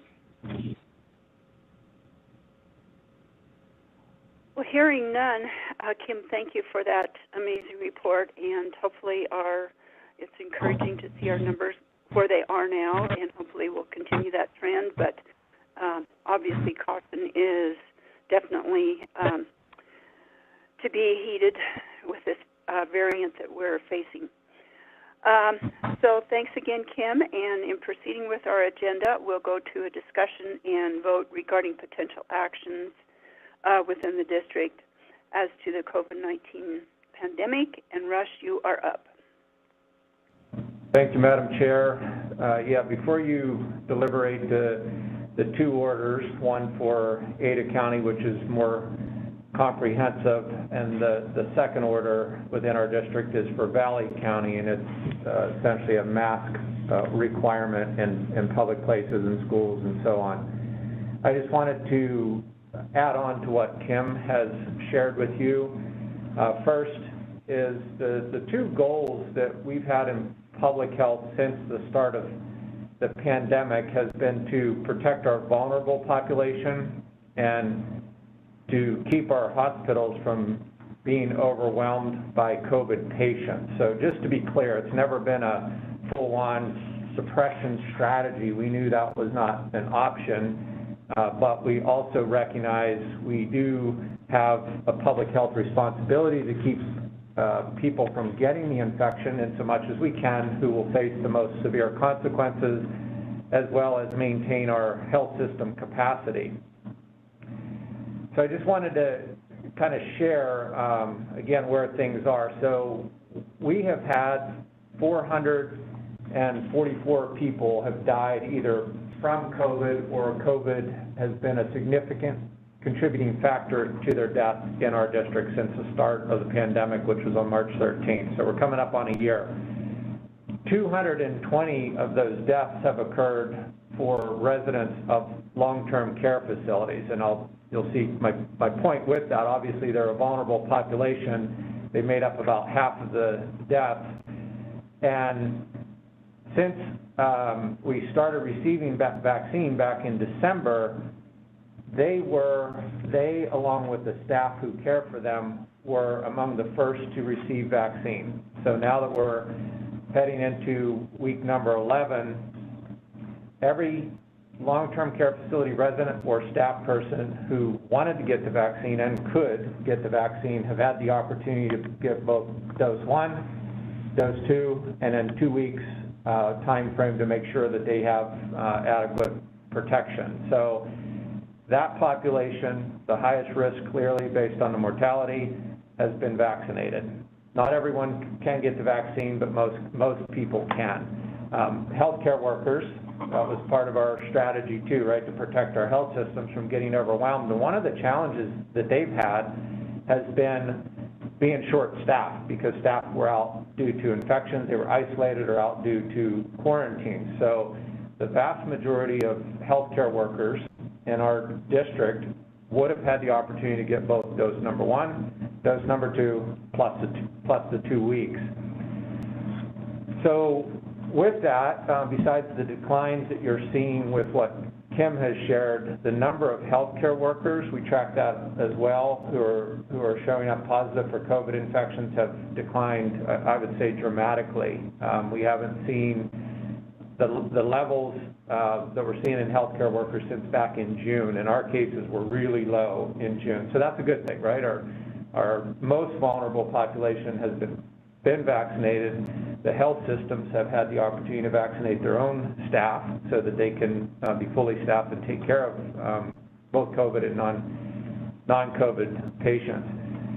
I also get information from the state on basically it's reported daily, gives a hospital status, where are they at, are they, some stresses, significant stresses, and you recall at previous meetings we talked about crisis standards of care, which is sort of that's the end of the line for healthcare systems, and they're having to transfer patients to other health systems, maybe in-state or out-of-state. So right now, the majority of the major health systems, including the rural counties in our health district, are reporting their full care as normal. So again, it's another really good indicator that they're in a position to be able to care for COVID patients should we start to see swing upward with maybe caused by the variants, for example. The one population that I think the board definitely needs to think about in the discussion is the 65-plus-year-olds. So they could not start getting the vaccine until less than 3 weeks ago. So even for the Pfizer vaccine, no 65-plus-year-old would have been able to receive their second dose even if they got it on day 1. And I realize there's healthcare workers that might be 67 years old and they would have been able to get it, but I'm talking about the majority of the 81,000 people who live in our health district. They couldn't have received the second dose, and it requires dose 2 plus 2 weeks to have full protection. So that's, again, I think data-wise we're in a really good position, but there's that vulnerable population plus the ones that Mr. Labrador referred to earlier, people who are younger than 65, who are immune compromised, who probably won't have a chance to even get their first dose for several weeks just because of the supply challenges we've been having. So, there's a lot of uncertainties around the variants. I just saw the news release, the South African variant was detected in a resident of Public Health District 3, so our neighbors to the west. And that person, I guess, had traveled to the South Africa area. So, but again, that's how these diseases get transmitted, as we saw right from the start, was you get on an airplane and travel all over the world, and the whole country lights up with infections, or the whole world lights up with infections. So I just wanted to put that out there. I think we're in a good position right now as far as managing the pandemic. That could change, and I think the question before you now is we've issued orders. They've been in place for several months, as you pointed out, Commissioner Hasbrook. I think it was back in August when Valley County came to us and requested we issue orders for Valley County, because I know the commissioners aren't, they don't have the authority to do that. So we put those in place. So from a policy perspective, is it necessary that we have orders in place from right now, considering everything that's been shared with you today, to accomplish the goal of protecting the vulnerable population and keeping the health systems from getting overwhelmed? It is a misdemeanor to violate those orders, although we all know in our district, it's statewide, there's been very few citations issued, but nonetheless, it's an order. Or do you relax the order and rely on public health advisories, which are strong recommendations that come from me, our agency, to the community? This is what we need you to continue to do to keep this disease in check to the best of our ability. So I'll stop there and answer any questions you have before you discuss the two orders. So the purpose of this agenda item is, do you want to keep the Ada County order in place as is with modifications, or lift it? And do you want to keep the Valley County order in place as is, and I'm not sure what modifications you would make, or lift it? And then we'll move on to the next agenda item after you all make that decision. Madam Chair, this is Al. Yes, Al, go ahead. Russ basically made all the points that I wanted to make, so I'm not going to go back and muddle through them again.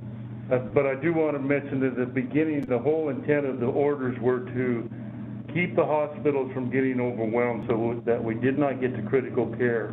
And I think we've done that, and I'm very proud of the fact that we saved it, we did it, and we should all be patting ourselves on the back for the job we did. If you really think about it, the health districts, all we had was mask mandates, washing your hands, and social distancing. No one's ever been through a pandemic before, so we didn't know how to act, but I think our decisions and our mandates that we put through worked great. I know a lot of people felt like their civil liberties were being impinged on, but hopefully you're still alive and you can still protest because of what we did. With that feeling, I've had the discussion with my other two commissioners in Valley County, and we feel like it's time to relax the order and go back to an advisory-only situation. And I don't know about Ada County, how Ada County feels about that, but it seems to me like we've got this pandemic under control. The public's been educated very well on what they should do to protect themselves.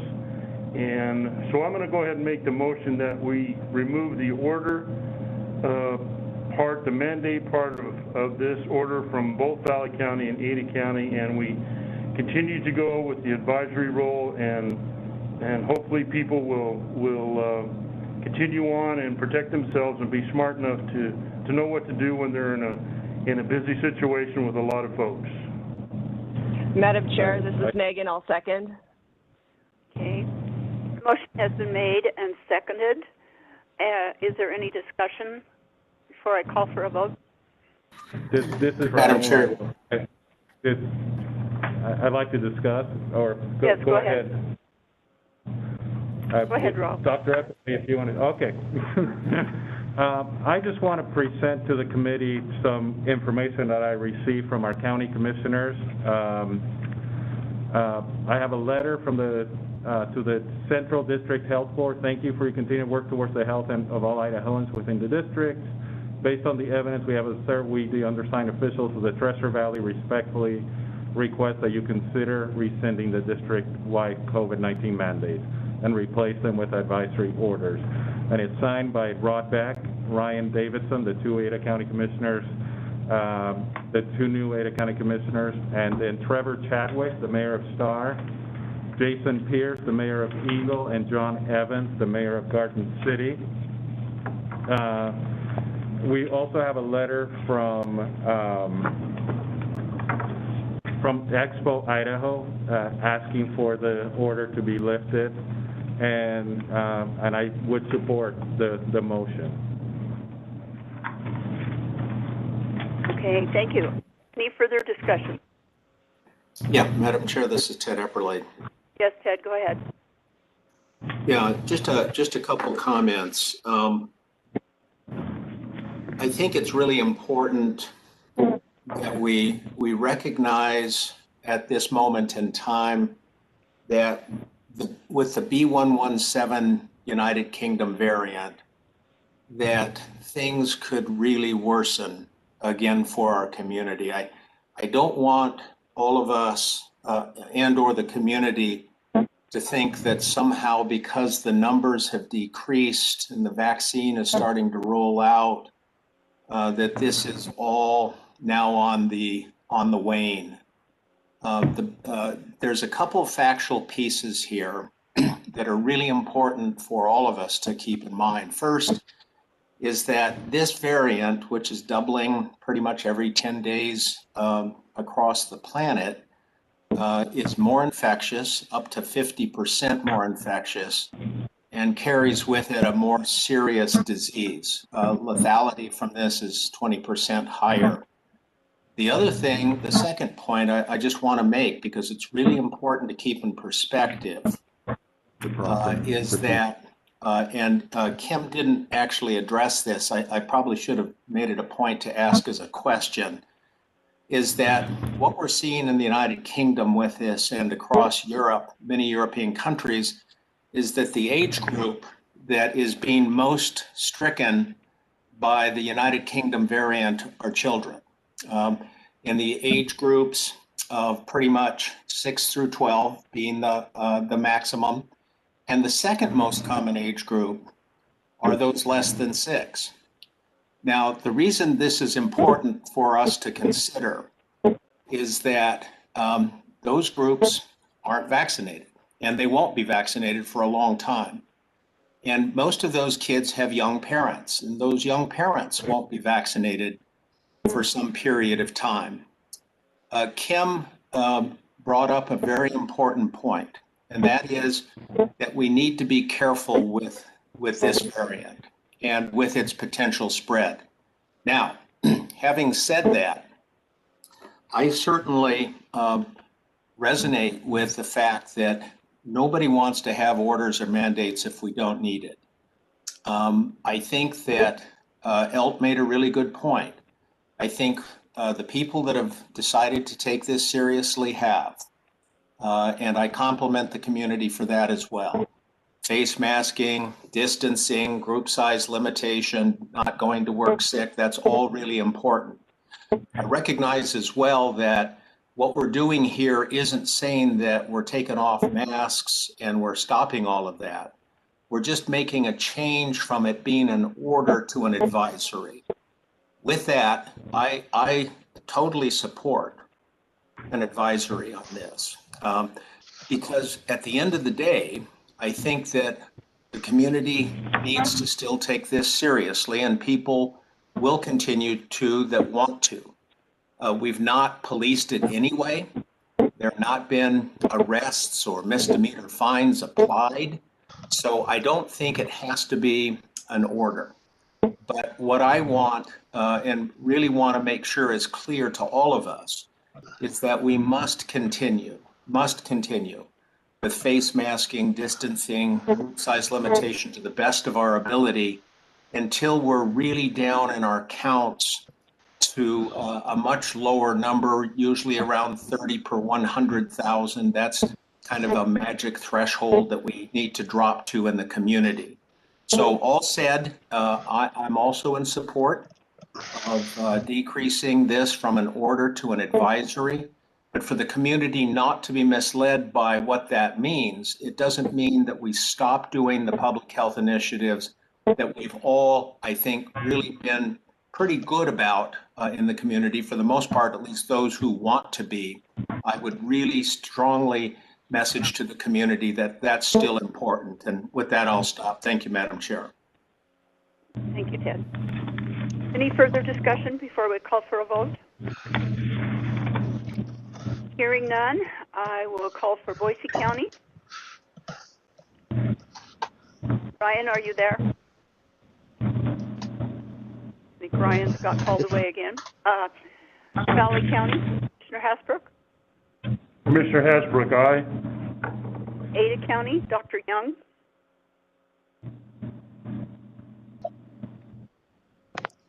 Jane Young, aye. Dr. Epperly. Ted Epperly, aye. Mr. Labrador. Raul Labrador, aye. Elmore County, Representative Blanksma. Representative Blanksma, aye. Okay, thank you, folks, and that motion Madam passed. Chair, Yes, who's speaking, please? it's Ryan, and I vote Oh, hi, aye. Ryan. Oh, okay, all right, thank you, Ryan. Okay, the motion does pass regarding changing the order to an advisory. Russ, I'm going to turn the discussion back to you for the next agenda item. Thank you, Madam Chair. I am not going to restate what Dr. Epperly just said, but I can't emphasize his comments enough of how important it is to follow the recommendations in the advisory we're going to issue after this meeting, and I'm going to go through specifically what that advisory says and what we're going to ask of our community. So first, I think this will be helpful. We are a unified district. We serve 4 counties, and we've had two different orders, one for Ada, one for Valley County, and then no orders in place for Elmore or Boise County. And we did have a public health advisory for all 4 counties to address topics that weren't covered in those orders. So I think this will be helpful from a clear and consistent message for all 4 of our counties coming from Central District Health. So that's the first point. As was noted, a public health advisory is a set of strong recommendations from the local public health agencies. That's Central District Health for Ada, Boise, Elmore, and Valley counties. It does not replace or supersede orders that are in place or enacted by a city, for example. I know Boise City has an order in place, or what the state might do. The governor issued his stage 3 stay healthy guidelines. Those could transition to an order at some point. And then you also have the federal government for face covering requirements in a situation like for public transportation. So these are strong recommendations, but if you lived in the city of Boise, you would still be expected to follow the orders of the city of Boise and the mayor.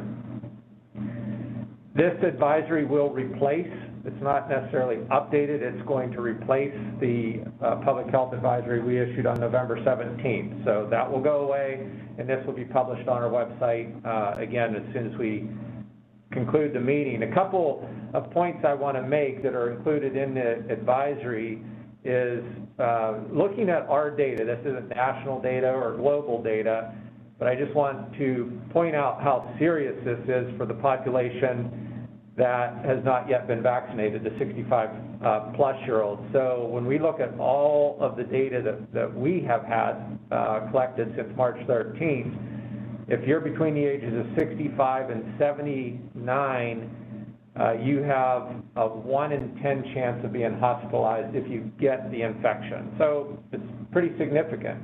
And a 1 in 30 chance of dying either from the illness or with COVID being a significant contributing factor to the person's death. Now, what's really concerning is the 80-year-olds and older, the risk is increased significantly. So if you get COVID and you're 80-plus years old, you have a 1 in 5 chance of being hospitalized due to your illness, and nearly a 1 in 6 chance that you will die due to your illness. So if you are 80 plus and you get COVID, you have a very high chance of dying from that disease. So my point is, for the next several weeks, as we're working on vaccinating the 65-plus-year-olds, the 65-plus-year-olds who haven't been fully vaccinated plus 2 weeks, exercise extreme caution. The top exposures, Kim talked about those with the workplace situation and then the social gatherings. So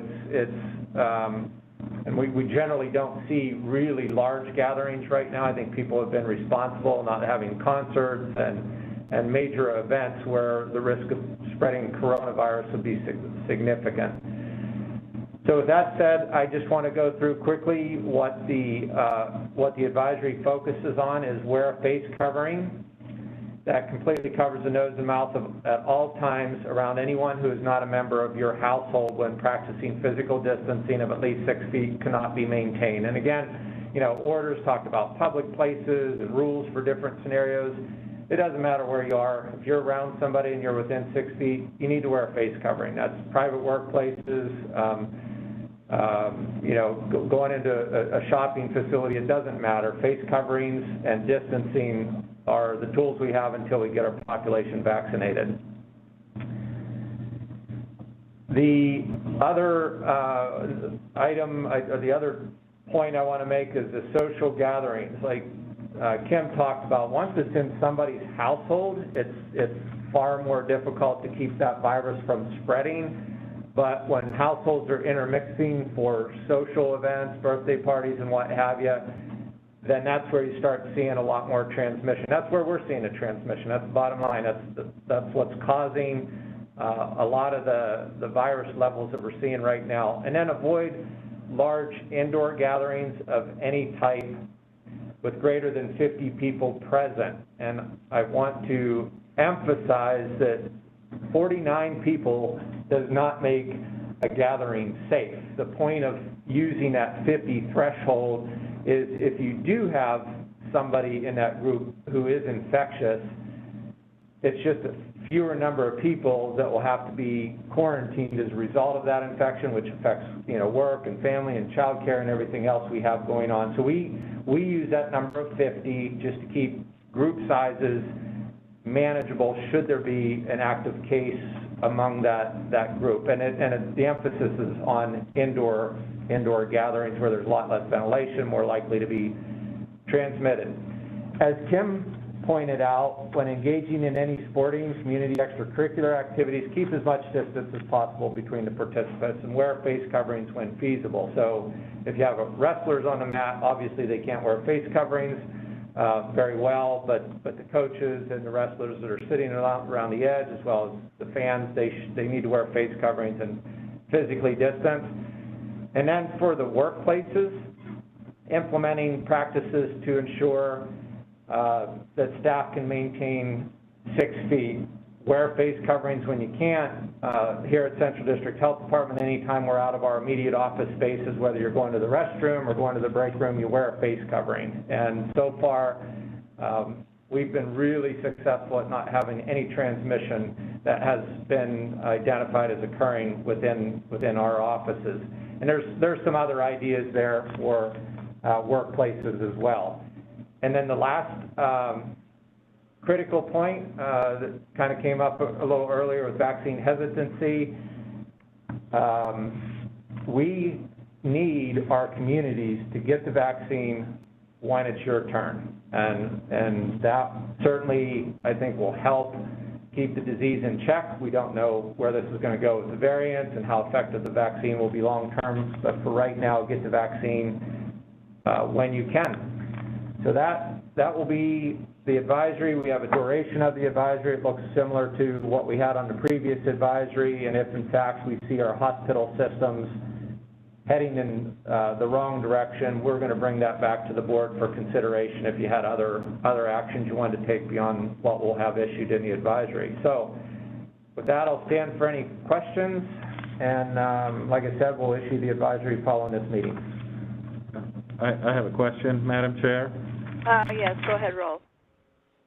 So one of the issues that was brought up in the comments that were submitted is face coverings for children under age of 2 are not required, but over the age of 2 they are required. And somebody even commented that even California doesn't require face coverings for children under 12.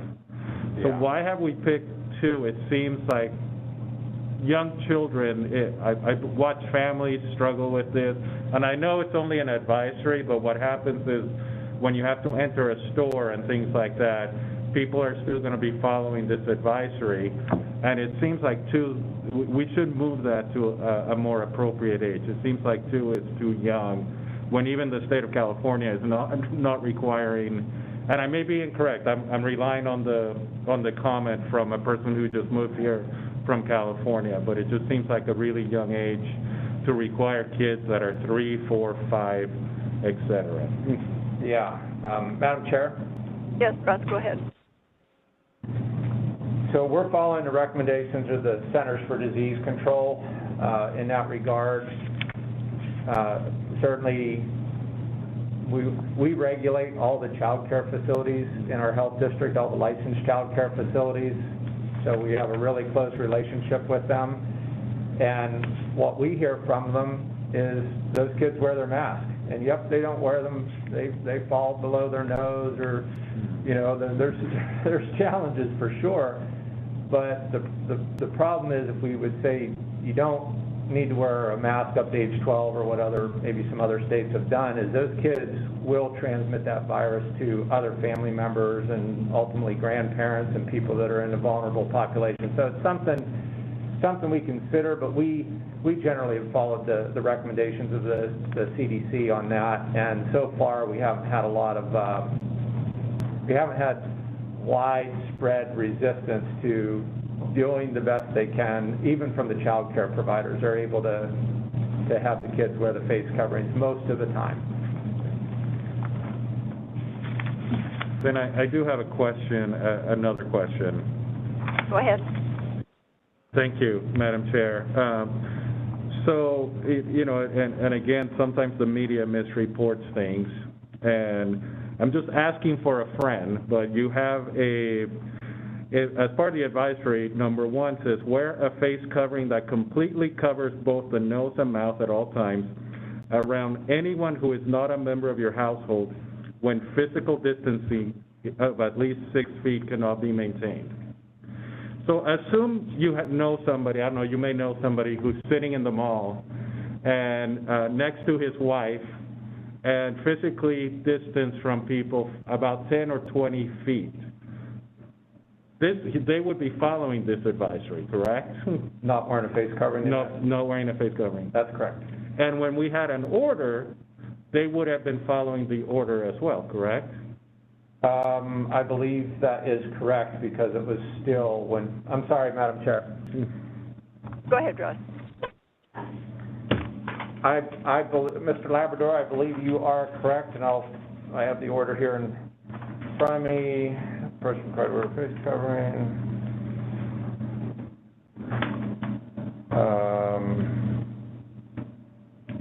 That's correct. Yeah. When others are present and physical distancing of 6 feet cannot be maintained. So if you can maintain the distance of 6 feet previously, with the exception in public schools, we had different provisions. But if you're at the mall, more than 6 feet from others, you would have been following the order when the order was in place before the board's decision today. Okay, so maybe the media can get their act together and realize that yellow journalism doesn't work very well in Idaho. Then I do have one last question. Just asking for a friend. I do have a question, one last question, Madam Chair. Yes, go ahead. So we received a lot of letters about nursing homes and facilities like that. And maybe we need to clarify to the public and to the nursing homes what this advisory does. And specifically, there's many families that are trying to see their sick family members, people that are, you know, one of the letters that we received touched me because it talked about a person who's dying, who's lost all of her memory, and she can't see her family, and the only thing that makes her improve is seeing her family, and they're being told that they can't visit. So can you please explain what this advisory does and vis-a-vis nursing homes and other facilities like that? Sure. So Madam Chair? Yes, go ahead, Russ. Yeah, so for the long-term care facilities, the advisory would apply to like the employees when they can't maintain 6-foot distancing. They should have a face covering on. The same with families who are interacting, you know, within the facility. They should be wearing face coverings and hand washing, not going there if they're sick. And there's federal guidelines out there for long-term care facilities that they would need to follow. So Central District Health is not saying you can't have visitors to a long-term care facility. That would not be coming from us, and the advisory would not limit somebody's ability to go visit a family member. Now, if a long-term care facility would choose to do that as a private entity, they could do that, but it's not from Central District Health as far as some type of restriction. Okay. Thank you. Sure. Okay, any further discussion regarding the advisory? Okay, hearing none. Russ, I'm going to proceed with agenda item number 10 about IAB. The floor is yours. Okay, thank you, Madam Chair. So as Commissioner Hasbrook mentioned, there was a discussion among the executive council members to make a determination on Public Health District 5's decision for whether or not to hold the annual Idaho Association of Local Boards of Health meeting in person, a hybrid, or virtual. So these were just recommendations, and I want to thank our board members. I had sent an email out to you just doing a quick poll, and I had shared that with the director of District 5.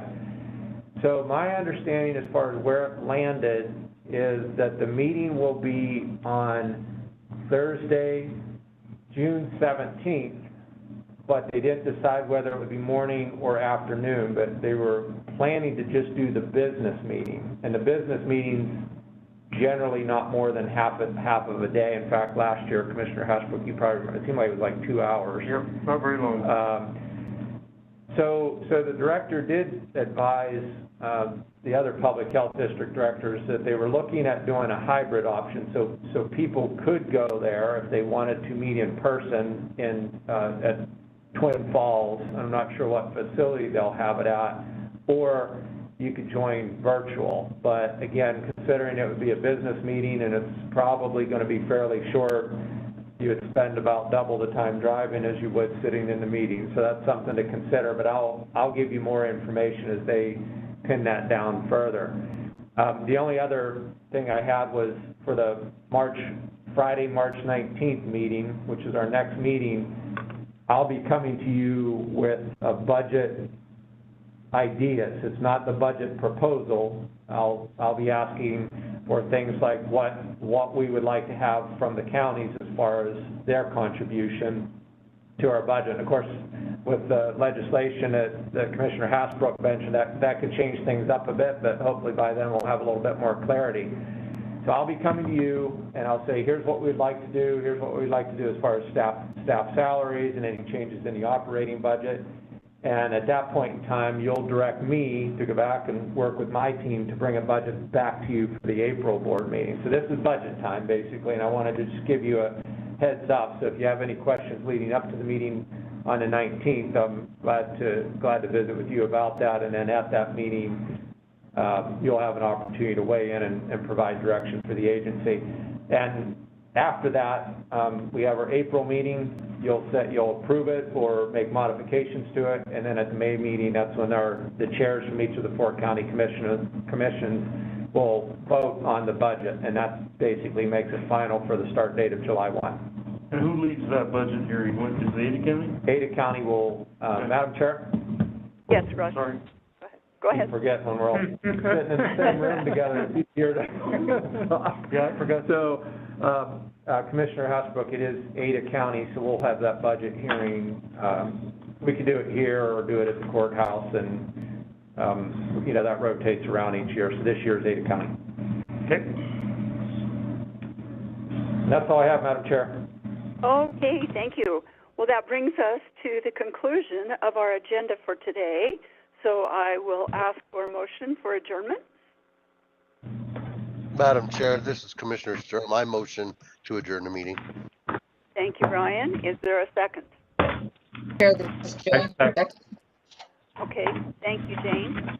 Motion's been made and seconded. Any further discussion before I call for a vote? Hearing none, I will call for a vote by county. Boise County. Commissioner Sturm, aye. Valley County. Commissioner Hasbrook, aye. Ada County. Jane Young, aye. Raul Dr. Labrador, Epperly? aye. Ted Epperly, aye. Elmore County. Representative Blanksma. Yeah. Madam Chair, I believe she dropped off. I think she had to go to another She's on meeting. the floor. Okay, thank you so much. That motion for adjournment does pass. I want to thank everybody for their participation in the meeting today and the public that listened in. And extra thanks to our phenomenal team and the work they are doing. So our next meeting, as Russ just said, will be the 19th of March at 8:30 in the meeting. So have a good day, folks, and stay safe. Goodbye. Bye. Bye. Take care, everyone. Thanks. Stay well, everyone.